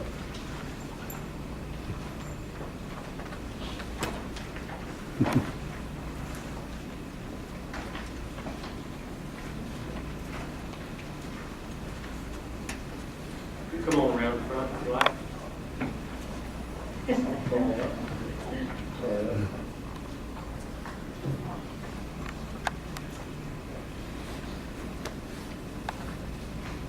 A resolution of the Spartanburg County Council recognizing the invaluable services provided by the Spartanburg County Communications 911 Department and proclaiming the week of April 12th through the 18th, 2015 as Telecommunicators Week.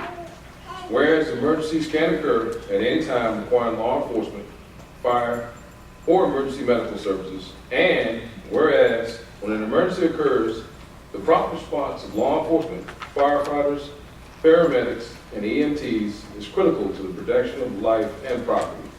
And whereas the safety of our law enforcement officers, firefighters, paramedics, and EMTs is dependent upon the quality and accuracy of information obtained from citizens who telephone Spartanburg County Communications 911 Center. And whereas public safety telecommunicators are the first and most critical contact our citizens have with emergency services. And whereas public safety telecommunicators are the single vital link for our law enforcement, fire and EMS personnel by monitoring their activities by radio and providing them information, and of course ensuring their safety. And whereas public safety telecommunicators of the Spartanburg County Communications 911 Department have contributed substantially to the apprehension of criminals, the suppression of fires, and treatment of patients. And whereas each telecommunicator has exhibited compassion, understanding, and professionalism during the performance of their job in the last year, now therefore be it resolved that the Spartanburg County Council does hereby proclaim the week of April 12th through the 18th, 2015 as Telecommunicators Week in conjunction with National Telecommunicators Week, and joins in honoring the men and women whose diligence and professionalism keep our county and our citizens safe. Be it further resolved that this resolution is presented to the Spartanburg County Council and the Spartanburg County Council's meetings to the Spartanburg County Communications 911 Department in recognition and appreciation of such services, and be made a part of the minutes of the Spartanburg County Council adopted this 20th day of April 2015. Signed by Chairman Jeffrey Aborn and attested by our County Administrator, Catherine L. O'Neill. Mr. Chairman, that's the way the rules present this resolution. Okay, we have a motion and a second. Any other discussion? All in favor, raise your right hand. All opposed, no vote affirmative, it passes. Thank you, Mr. Brown. Awesome job, guys.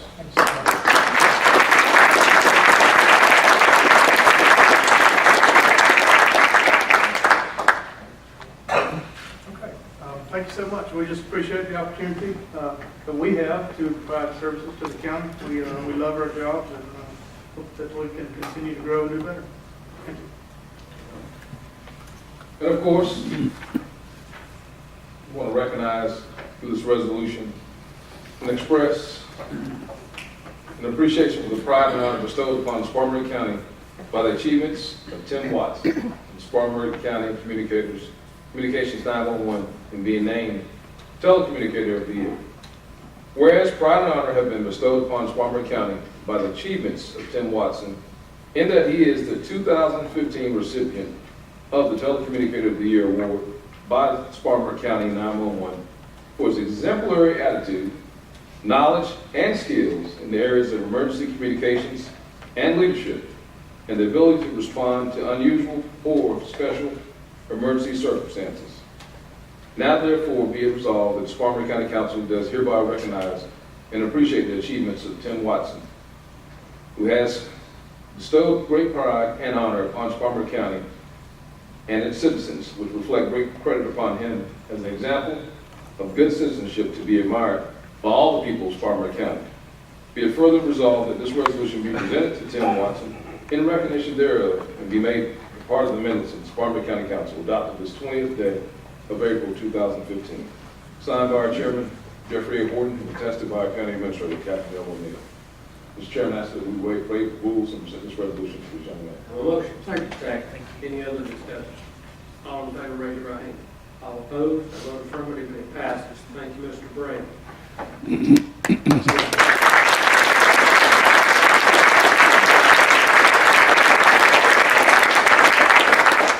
I called Tim personally before he came out here today, so he guaranteed me we're going to have a 15-minute speech.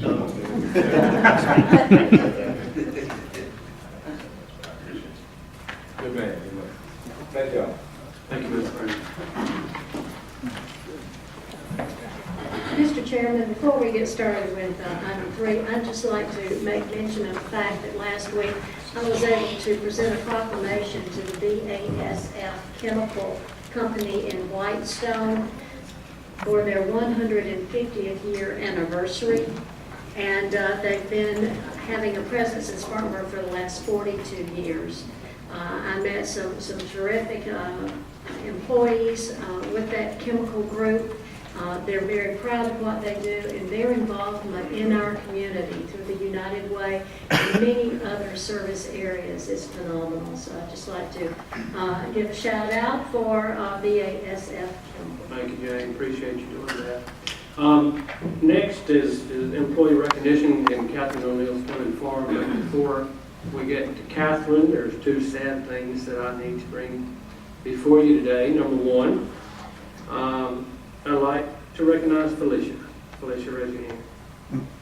Felicia is our reporter with the Herald Journal, and this is her last meeting. And I've been doing this for a long time, and Felicia, you've been one of the more conscientious, fair reporters that we've had. And Felicia's going to pursue a law degree. So I wish her well, and certainly going to miss you, but we wish you the best in your endeavors. Thank you for being a part of the county for how long? 2.5 years. 2.5 years. That's a record. A record for the Herald Journal for us. I mean, we've had a revolving door here through the years. Felicia, you've done a great job. You've been fair, and you've done your research, and you've kept these citizens informed, and they should thank you as well. Here, here.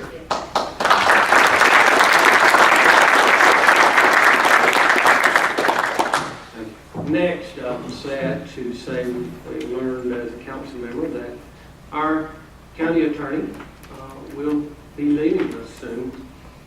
Lisa has 3 small children, and she's accepted a position that will allow her to work from home with a national firm. So I think May 4th or so will be Lisa's last day. And for county folks, I think after our meeting on May 4th, we'll have a little reception for Lisa. But Lisa, you've done a yeoman's job. You came in and really took us from one position to another position, and you did a tremendous job, you and John and Jenny. And so again, we understand. We hate to lose you, but we understand, family, and we appreciate and recognize the fact that you're doing what's best for your family. So with that, we thank you for your service.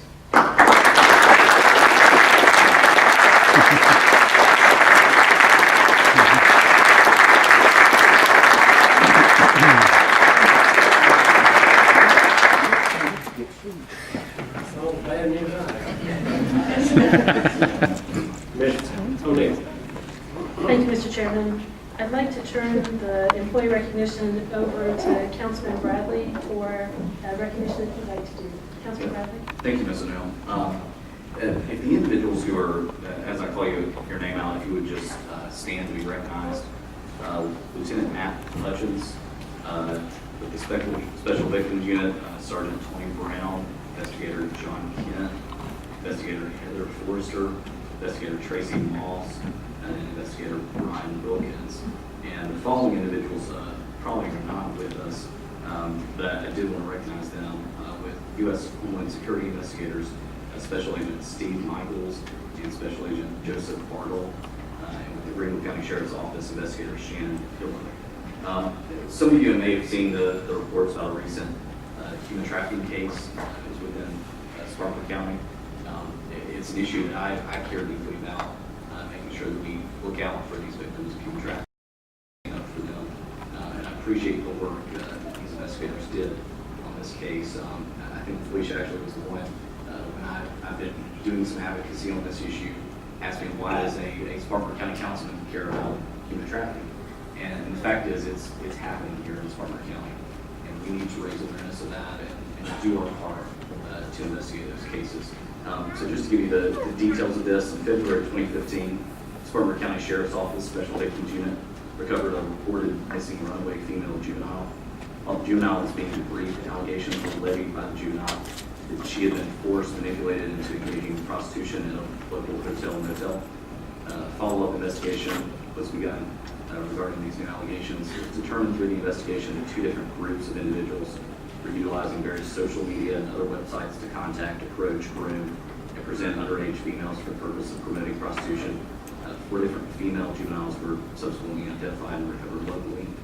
Subsequent to the investigation, arrest warrants were obtained for 7 different individuals, and a roundup was conducted by the Special Victims Unit, resulting in the apprehension of all 7 wanted suspects. The Department of Homeland Security Human Trafficking Task Force was contacted and has assumed the investigation since it's believed that some of the victims have been transported across state lines, and this investigation continues to be ongoing. But I did want to just thank these investigators for the work you did on this and really saving these victims from the life they were facing. So thank you.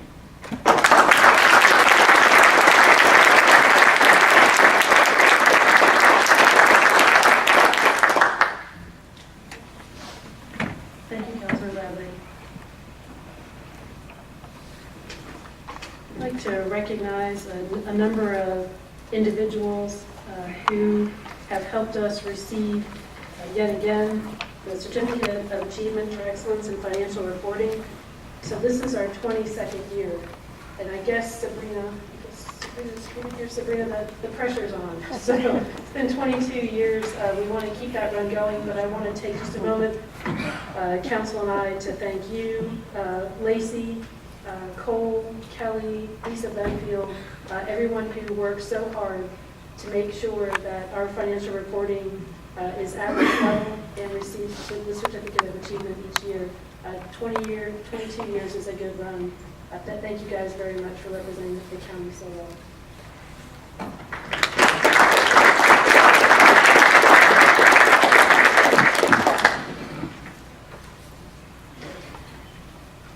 Next, I'd like to recognize Steve Pettit. Steve, are you here? Hey, Steve. I wanted to tell you guys about this is, in all my years of recognizing employees, this is pretty cool, so thank you for what you did. A gentleman was hiking the Palmetto Trail. He was en route to Coney County to meet up with the Appalachian Trail. As he travels, he keeps a blog in his journal and then posts his thoughts or adventures on the web. Inspector Pettit had passed this gentleman in the Pauline area several times while he was going from one location to another. The gentleman was sitting on the side of the road eating his lunch.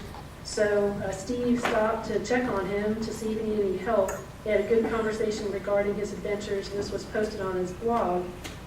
He had Inspector Pettit, I think, working for the Sheriff's Department. I'm not going to give you up, okay? He's no offense intended, but he's pretty amazing for us. So I just wanted to thank you. You know, you had the choice to make that day about whether you were going to stop and check on someone who was a complete stranger. And as it turned out, he didn't necessarily need your help, but he sure has a wonderful impression of Spartanburg County's hospitality. So thank you for representing us so well. You're welcome.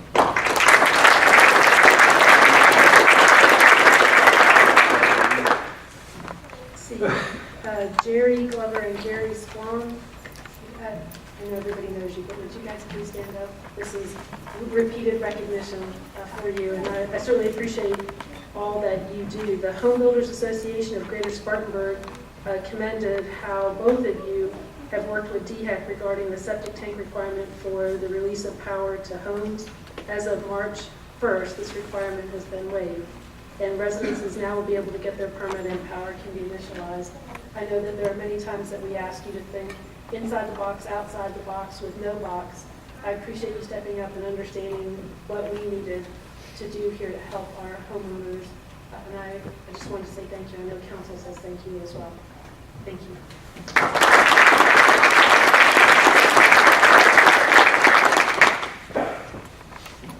Lastly, Mark and Jess, guys here. We go. Mark, come with you. He's no, Mark, he's sick. Well, it's probably because you guys have been working too hard, right? Wanted to take just a moment and recognize Justin, if you'll pass this along to Mark as well before council. Every now and then I have an opportunity to kind of bring you up to date on the accomplishments of Mark and Jess and Jonna, who just left us, I guess, Friday for a position that she took with their application development project. Just as an update and a thank you to you guys for doing such a good job.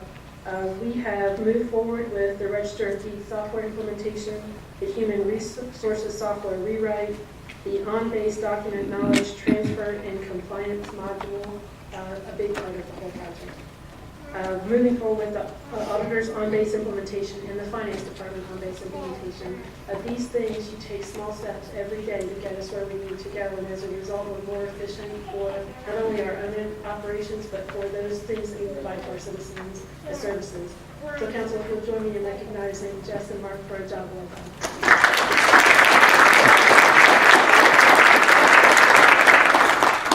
Kim, I know you're proud. And that's all I have, Mr. Chairman. Hey, thank you, Mr. Neal.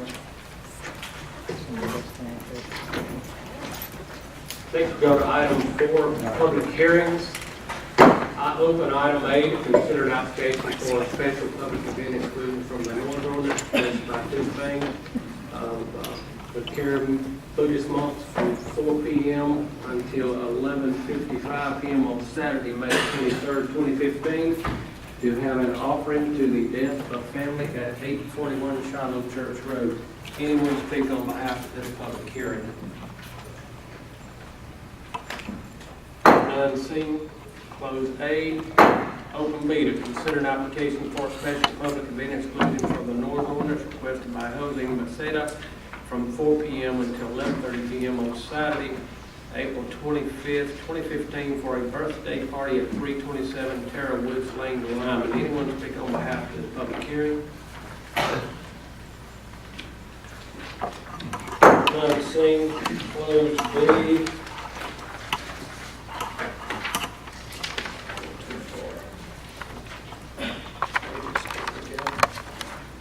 Open C to consider an application for special public event exclusion from the noise ordinance requested by James Martini, Bowling Springs Ale House, from 6:30 p.m. until 10:30 p.m. every Thursday starting April 23rd, 2015 through May 28, 2015 for music on 9 and 2220 Bowling Springs Road. On behalf of public hearing, I know we have 3 people signed up to speak, and just be cognizant under the public hearing that we're limited to 5 minutes each, and then we do have 1 person later on in the public comment period, and it's 3 minutes. So with that being said, the first person that I'll call forward will be James Martini of 229 Mason Drive, Inman. Sir, how are you today? Thank you, City Council. I'd like to start off first saying that we are a family restaurant. We do a lot of things for the kids. We've made several donations to several different schools. We currently have Mickey Mouse there, and every Monday we got different characters for the kids. The music online, we did not mean to get this uproar about this. We care about our community, and we want to give the people in our town this great event. It was very great. We made different plans in place to make the noise go a different direction up the highway to help our neighbors out. We've also like to make an adjustment on the time. We asked 10 o'clock. Of course, we'd settle for 9:30. It was a great environment, great people. We had doctors there. We had doctors' offices. We had a lot of good people come in this restaurant. We asked our town to give us a chance. We go out of our way, and that's what we're about. We're family. We got kids. We respect this. But last year at this time, we struggled on Thursdays. We watched downtown Spartanburg get a lot of our business. We were empty till a certain point at night when people started coming back into town. Like my job is to be aggressive. I went out and I had an idea and I went with it, and it was a great time. We just ask y'all to take it into consideration, and we'll bump the noise down. We'll do anything we need to do to make this happen because it was so great. That's about all I have on that. Anything else you want to add? No, sir, I'm done. Thank you, appreciate you being here today. Next, we have Charles Wyatt of 518 Chippendale Lane, Bowling Springs. Bowling Springs is convenient enough that residents can seek out many musical events in a matter of minutes throughout Spartanburg County. But in the case of the amplified music concert at the Ale House, the music sought us out instead of the other way around. For my family and my surrounding neighbors, on March 26th, the first outdoor concert was loud. We couldn't go outside. We couldn't enjoy our living space. We couldn't enjoy our backyards, our decks, our patios. Our children couldn't get to sleep that night. As you probably know, many complaint calls were put to the Sheriff's Department that night. Residents also complained to their homeowners association asking that these concerts be stopped. A lot of those residents are here. Some of the homeowners association folks are here. Tonight you're being asked for a noise ordinance exemption that will allow this to take place for several Thursday nights over several weeks. As residents of the area, we find this request to be unreasonable. The noise ordinance, particularly the part about unlawful amplified noise, was put in place for reasons such as this. We feel that this exemption should not be granted because the music is disturbing our peace and quiet. We're also concerned that the exemption will open the door to other requests for exemptions on additional nights, whether it be this company or another company, or from surrounding businesses that might want to do this on a Friday night or a Saturday night or a Sunday night. Allowing this particular exemption will basically tell the residents that one night a week, our peace and quiet will be disturbed, and they'll be relegated to staying indoors to avoid the noise of this event. While the business patrons might enjoy listening to outdoor music, our residents would also like to enjoy their outdoor space at the homes that we work so hard to get. And again, we're not opposed at all to this business having an outdoor event, not one bit. But we are opposed to the amplified music that is annoying all of our local residents. So we're here asking you tonight to honor the spirit of the noise ordinance by not allowing this exemption. Thank you. Thank you, Mr. Wyatt. Next, we have William Bland, 426 Bowling Springs. Yeah, he said a lot of what I was going to say, but thank you for letting us come up here. Thank you guys, man. I see exactly where you come from. I also have a business, and I understand how tough it is, brother. And I want you to know that from the bottom of my heart, man, I wish you well, and I'll continue to wish you well. Regardless, I trust this forum. I believe it's God ordained. I appreciated the prayer at the beginning. The only thing I'm worried about, really, I don't have a lot of money, but I spent a good amount of money to live where I live, and I chose to live where I live very carefully for my family. And the precedent of the exception would be what would bother me. If it's going to be that we can apply again and again for an exception to the ordinance, what good is there to have an ordinance? And you mentioned a few other ordinance exceptions in the beginning, and each of them were for one day. And I understand this one's just for a few days, but what if we have to come back and this is over and over again? That's my first concern. My second concern is just the proximity to the amount of residences. That particular area is just so condensed in homes that my concern would be it's really going to be a bother to a lot of people, and I don't know for sure that was a consideration for you moving there to have your business. And finally, well, he already went over it, so I appreciate you guys listening to us and to them too. I trust you. I appreciate it. Thank you, Mr. Blaine. Right. That concludes item C, public hearing. And I'll open item D to consider an application for a special public event exclusion from the noise ordinance requested by Greer Dragway from 4 p.m. until midnight on Saturday, May 9th, 2015, and Saturday, May 23rd, 2015, for a drag race at 1792 Dragway Road, Greer. Anyone speak on behalf of this public hearing?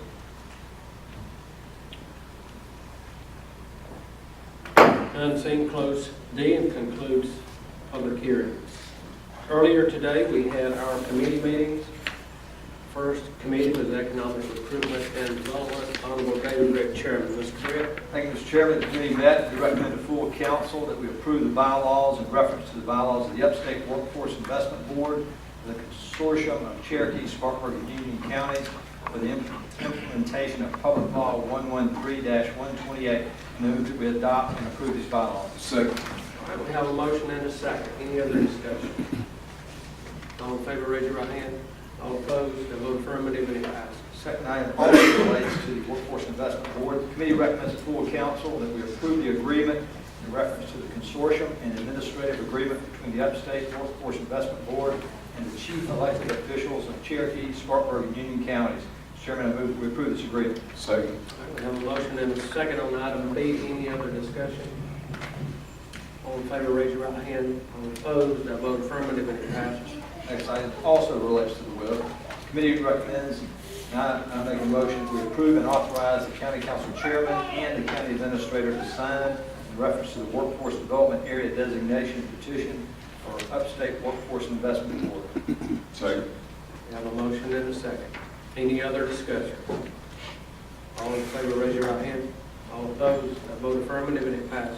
Last item on our committee, we passed a motion, and we will make recommendation to full council as it relates to the REWAP, which is the Renewable Water Resources.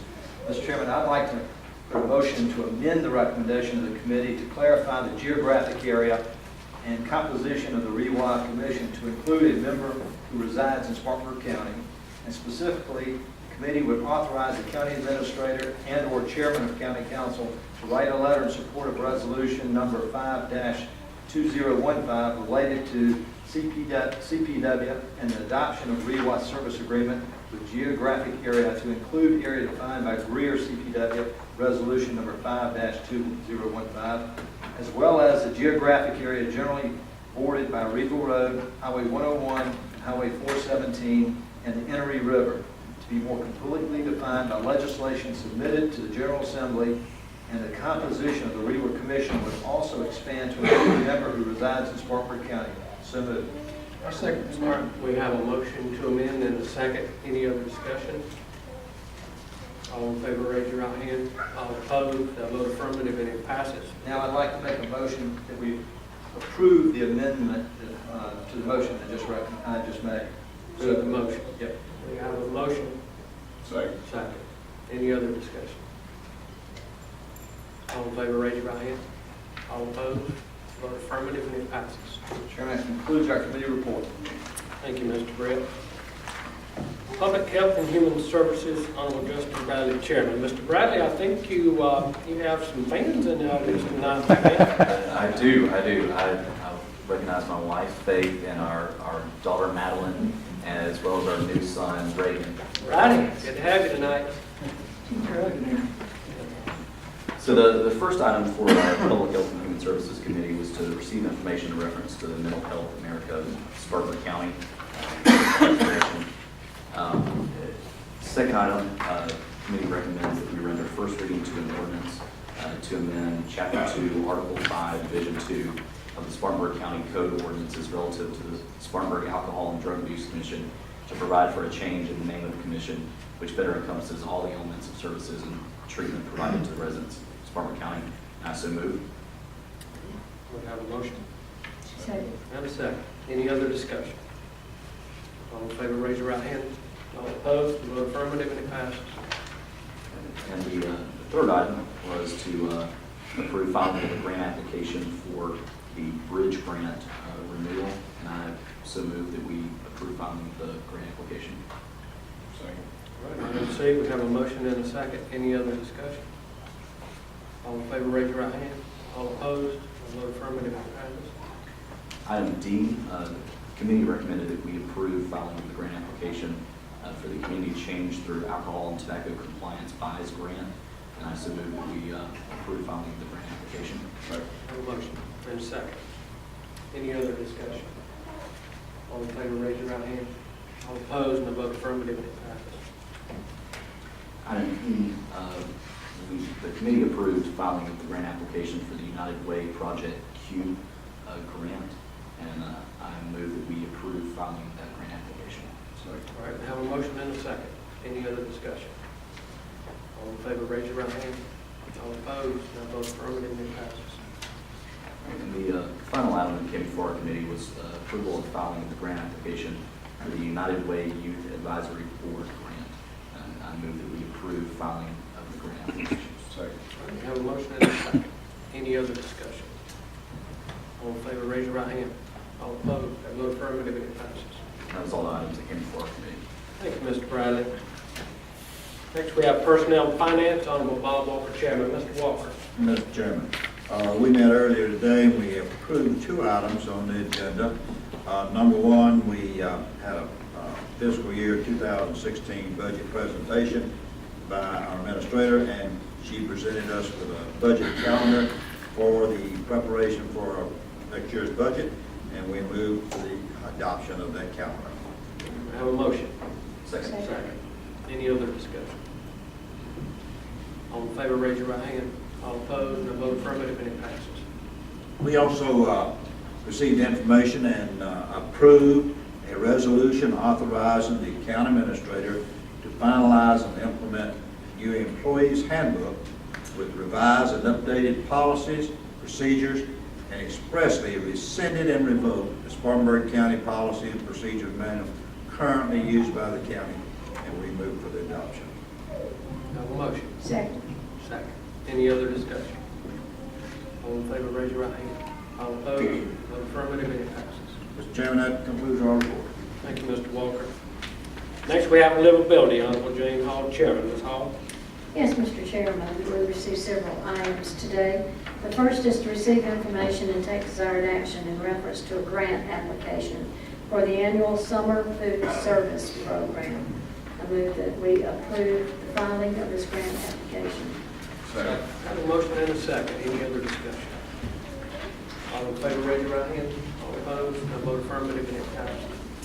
We also received information in reference to a resolution to adopt preliminary plans for the renovation of Chesney Park, Cowpens Park, Innery Park, Inman Sports Complex, and Packlet Park, as well as construction of the Lake Cooley Outdoor Recreation Center.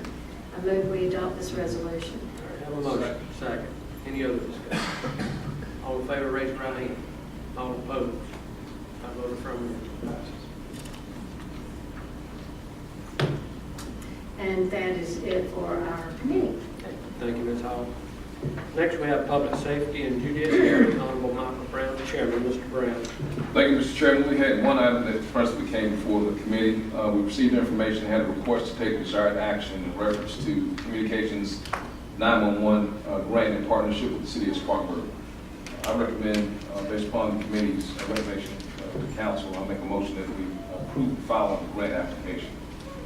Have a motion? Second. Have a second. Any other discussion? All in favor, raise your right hand. All opposed, no vote affirmative, it passes. Mr. Chairman, those are all the items that came before our committee. Thank you, Mr. Brown. No items under land use other than what was in your packet tonight. Next, we have Public Works Building and Ground. Honorable Roger Nutt, Chairman. Mr. Nutt. Thank you, Mr. Chairman. Public Works met earlier today, and we discussed and so moved to approve a name change for the Greenville branch to Butterfly Creek in Spartanburg County. We have a motion for a name change and a second. Any other discussion? All in favor, raise your right hand. All opposed, vote affirmative, and it passes. Mr. Chairman, we also discussed and moved to approve an agreement with the Probation, Parole, and Pardon Services. We have a motion. There's a second. And just if you were not here earlier today, this is an exciting program. We're partnering with parole and probation.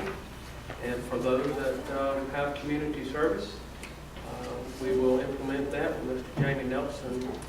And hopefully the public, if you will send your road roads with litter, needs grass cutting, ditches clean, hopefully we'll have some additional resources in the future to assist with these items throughout Spartanburg County. Any other discussion? All in favor, raise your right hand. All opposed, I vote affirmative, and it passes. Catherine, we're going to handle the budget amendment later. Yes, sir. It's in your packet for item All right. shortly. Just wanted to make sure. Mr. Chairman, we discussed and also moved to approve an application to help maintain tire recycling management program for solid waste grant. Second. We have a motion and a second. Any other discussion? Right hand. All opposed, I vote affirmative, it passes. Okay, Mr. Chairman, we also discussed and so moved to approve a solid waste grant application to promote the waste oil recycling program. Have a motion. Second. And a second. Any other discussion? Raise your right hand. All opposed, vote affirmative, and it passes. That's it for our committee, Mr. Chairman. Thank you. Next, we go to public comment period, and we did have an individual sign up, two individuals sign up. We have Ms. Janine Froman, P.O. Box 160207, Bowling Springs, talk about hospitality tax. Thank you for allowing me to speak. I speak to you today as a stakeholder and a taxpayer, not as a resident of Spartanburg County. I live in North Carolina, on Poplar Mountain, in Columbus, North Carolina. But I have owned Henson Management, which is the largest property management company in Spartanburg County, for over 30 years. And I have been for a long time and remain very, very concerned, as Roger, which you stole my thunder, thank you, for asking the question about when is this going to end. I relate this to the two divisions in my company. I have the rental division where I manage property for owners of upscale rental property. They all want their income, but they don't want to maintain anything. That's the problem, maintaining. And all the problems that we heard today about the parks that exist were maintenance issues, unfulfilled maintenance issues. In my HOA division, everybody wants the plumbing, but nobody wants to maintain it because it's expensive, very expensive. There will be no end to it, Roger. And the reason I say that is because this is the Spartanburg Trails and Greenways plan that was approved by this county council in late 2014. 6 weeks after it was approved, and I was here when it was approved, with very little information given to anybody, just like very little is given out to anybody at any of these meetings. I went to my Rotary Club meeting and had a presentation about the cost, the true cost of the Trails and Greenways plan. There were slide presentations taken directly from this document that the citizens of Spartanburg County paid $15,000 for of the combined $45,000 that it costs to make this. It talks all about how to do it and how to sell it. Not one word about how to maintain it. Not one. Now that's ridiculous. The cost right here in print for everybody to see, a multi-use trade, cost estimates per mile, $1,000,000 $89,217.20 a mile. Do you know how many miles they wanted to propose? 110. 110 miles. Now, I love parks and I love trails. I've done backpacking I'll give you another minute, but it's from. when I was young. The answer to this and the reason that the only way we're going to end this, in my opinion, is that any project that uses hospitality funds, the maintenance required to maintain that project needs to come from those funds. The ordinance that Jeff signed says that that's the way it'll be done, but it's not. I need you to look at that. Thank you. Next, we have Whitney Farr of Greenville, South Carolina. Thank you, County Council. I come to y'all tonight just to discuss a little bit of the road maintenance in Spartanburg County. A lot of our roads are falling apart, as many of y'all probably know. The state is pushing right now legislation to do something with the road, whether it's road tax, some discussion of trying to get roads back to some of the counties to help maintain them. I have a resolution that y'all are probably going to find tonight discussing that, and the County Transportation Committee being over that state county council. At some point, somebody going to have to start spending some money on our roads, or we're not going to have any roads. I mean, I've got roads around my house that you can walk on the roads, and they're state roads. I mean, most of the county roads are in shape, but even the state roads, you can walk on them, you can feel the asphalt move under your feet, it's gone. I mean, there's mud coming to the road. And I don't know if I want to pay more taxes or do anything. But we have continual businesses, big industry trying to come here, Cabelco, Tory. You know, there's discussion, I think there's a reading tonight on in lieu of tax stuff for them. When are these companies going to start paying some tax back to the counties to help maintain the road? I mean, it's the people that work for those companies, it's the trucks that run up and down the highways to deliver their goods. They're destroying a lot of our roads. Regal Road was widened probably, I don't know exactly, but early 2000, Regal Road was repaved from Anderson Mill Road back out toward Regal, 4-lane section there. There's potholes out there, you know, a foot and a half in diameter. I'm not saying that I can't speak simply as a county or state road, but somebody got to start maintaining these roads. You know, I'd say the majority of the money that the state spends is spent in the lower part of the state. That's because the majority of people from the upstate go to Myrtle Beach and Charleston in the summertime for vacation, so they're going to maintain those roads to a higher, and we have people from all over the country to go there. They're going to maintain those roads at a higher level than they're going to maintain our roads, because that's where the tax dollars are. We've got to look at something, whether it's coming from the state, because they're going to give us our roads back eventually. We're not going to be able to keep them up. And a lot of it goes back to the construction of the road at the same time. I mean, I look at certain roads that was paved 20 years ago, and they're still holding up, and certain roads that they don't hold up 10 years. Based off of asphalt, different grades of asphalt, different things that are used with them, influences of how long they hold up.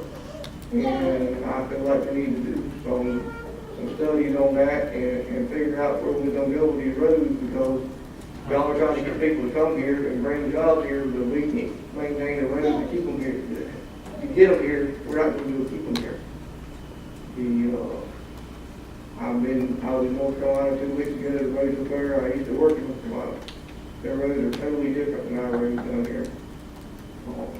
They just have a better road system. Georgia, I think Georgia's a little bit overall a lot better interstate and back roads than what we have.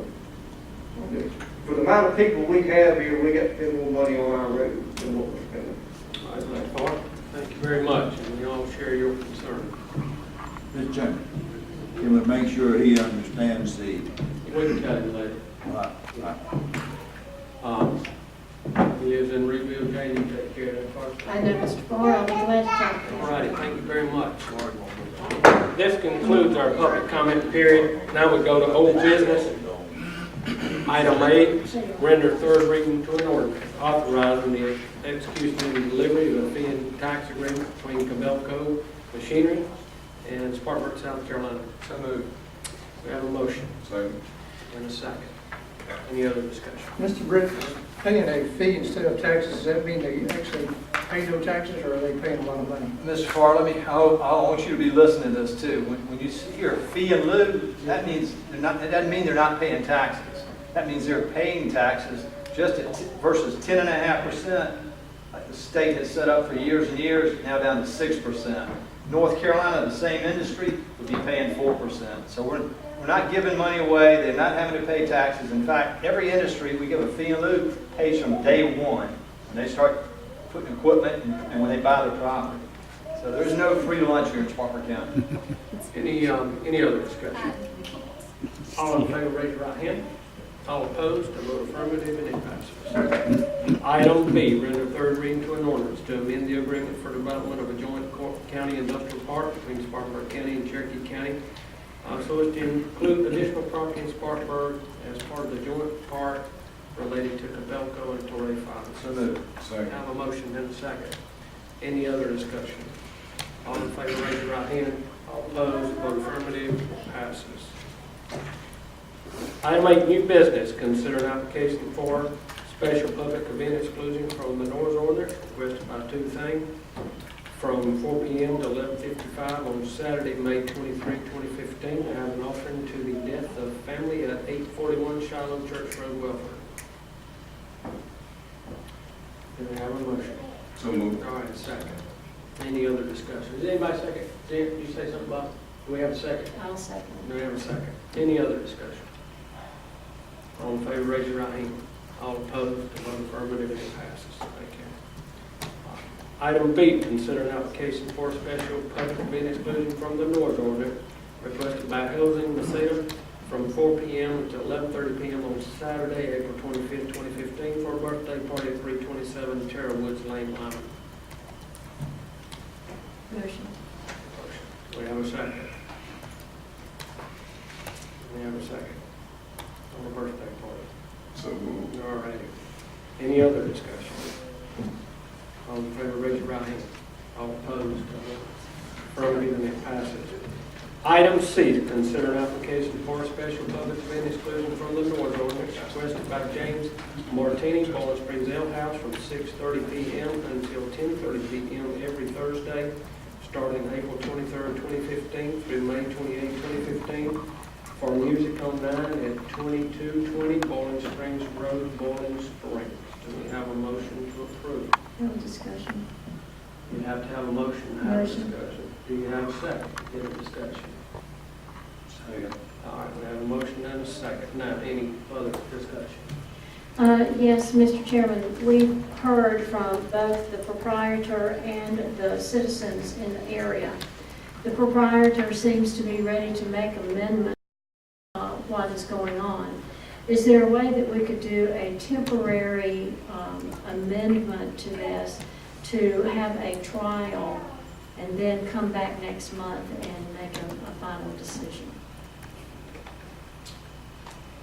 Well, Or do since we we're need in to discussion, stipulate? and I guess it's appropriate I could ask a question. Is that correct, Mr. Benson? By the way, you have great food there. Have great salad each place, okay? And I enjoy eating there. I know you had one concern, and I was out of town and was not able to be there, so I do not know how loud that it may have been in the area. I guess one question is, I know we do have kids in school during this period of time, and you have exams and everything that goes along with that. So I wonder why you selected that time frame and not maybe later in the summer to do this. From what I understand, music on Main runs through the summer, downtown. So again, you might want to, in my opinion, sit down with this homeowners association and see if they would be willing to accept a different time frame, and maybe after school is over with, if they would accept that. I don't know. I've lived there 55 years, and 20 years and 3 months ago, I was a new kid on the block up here, just like Justin.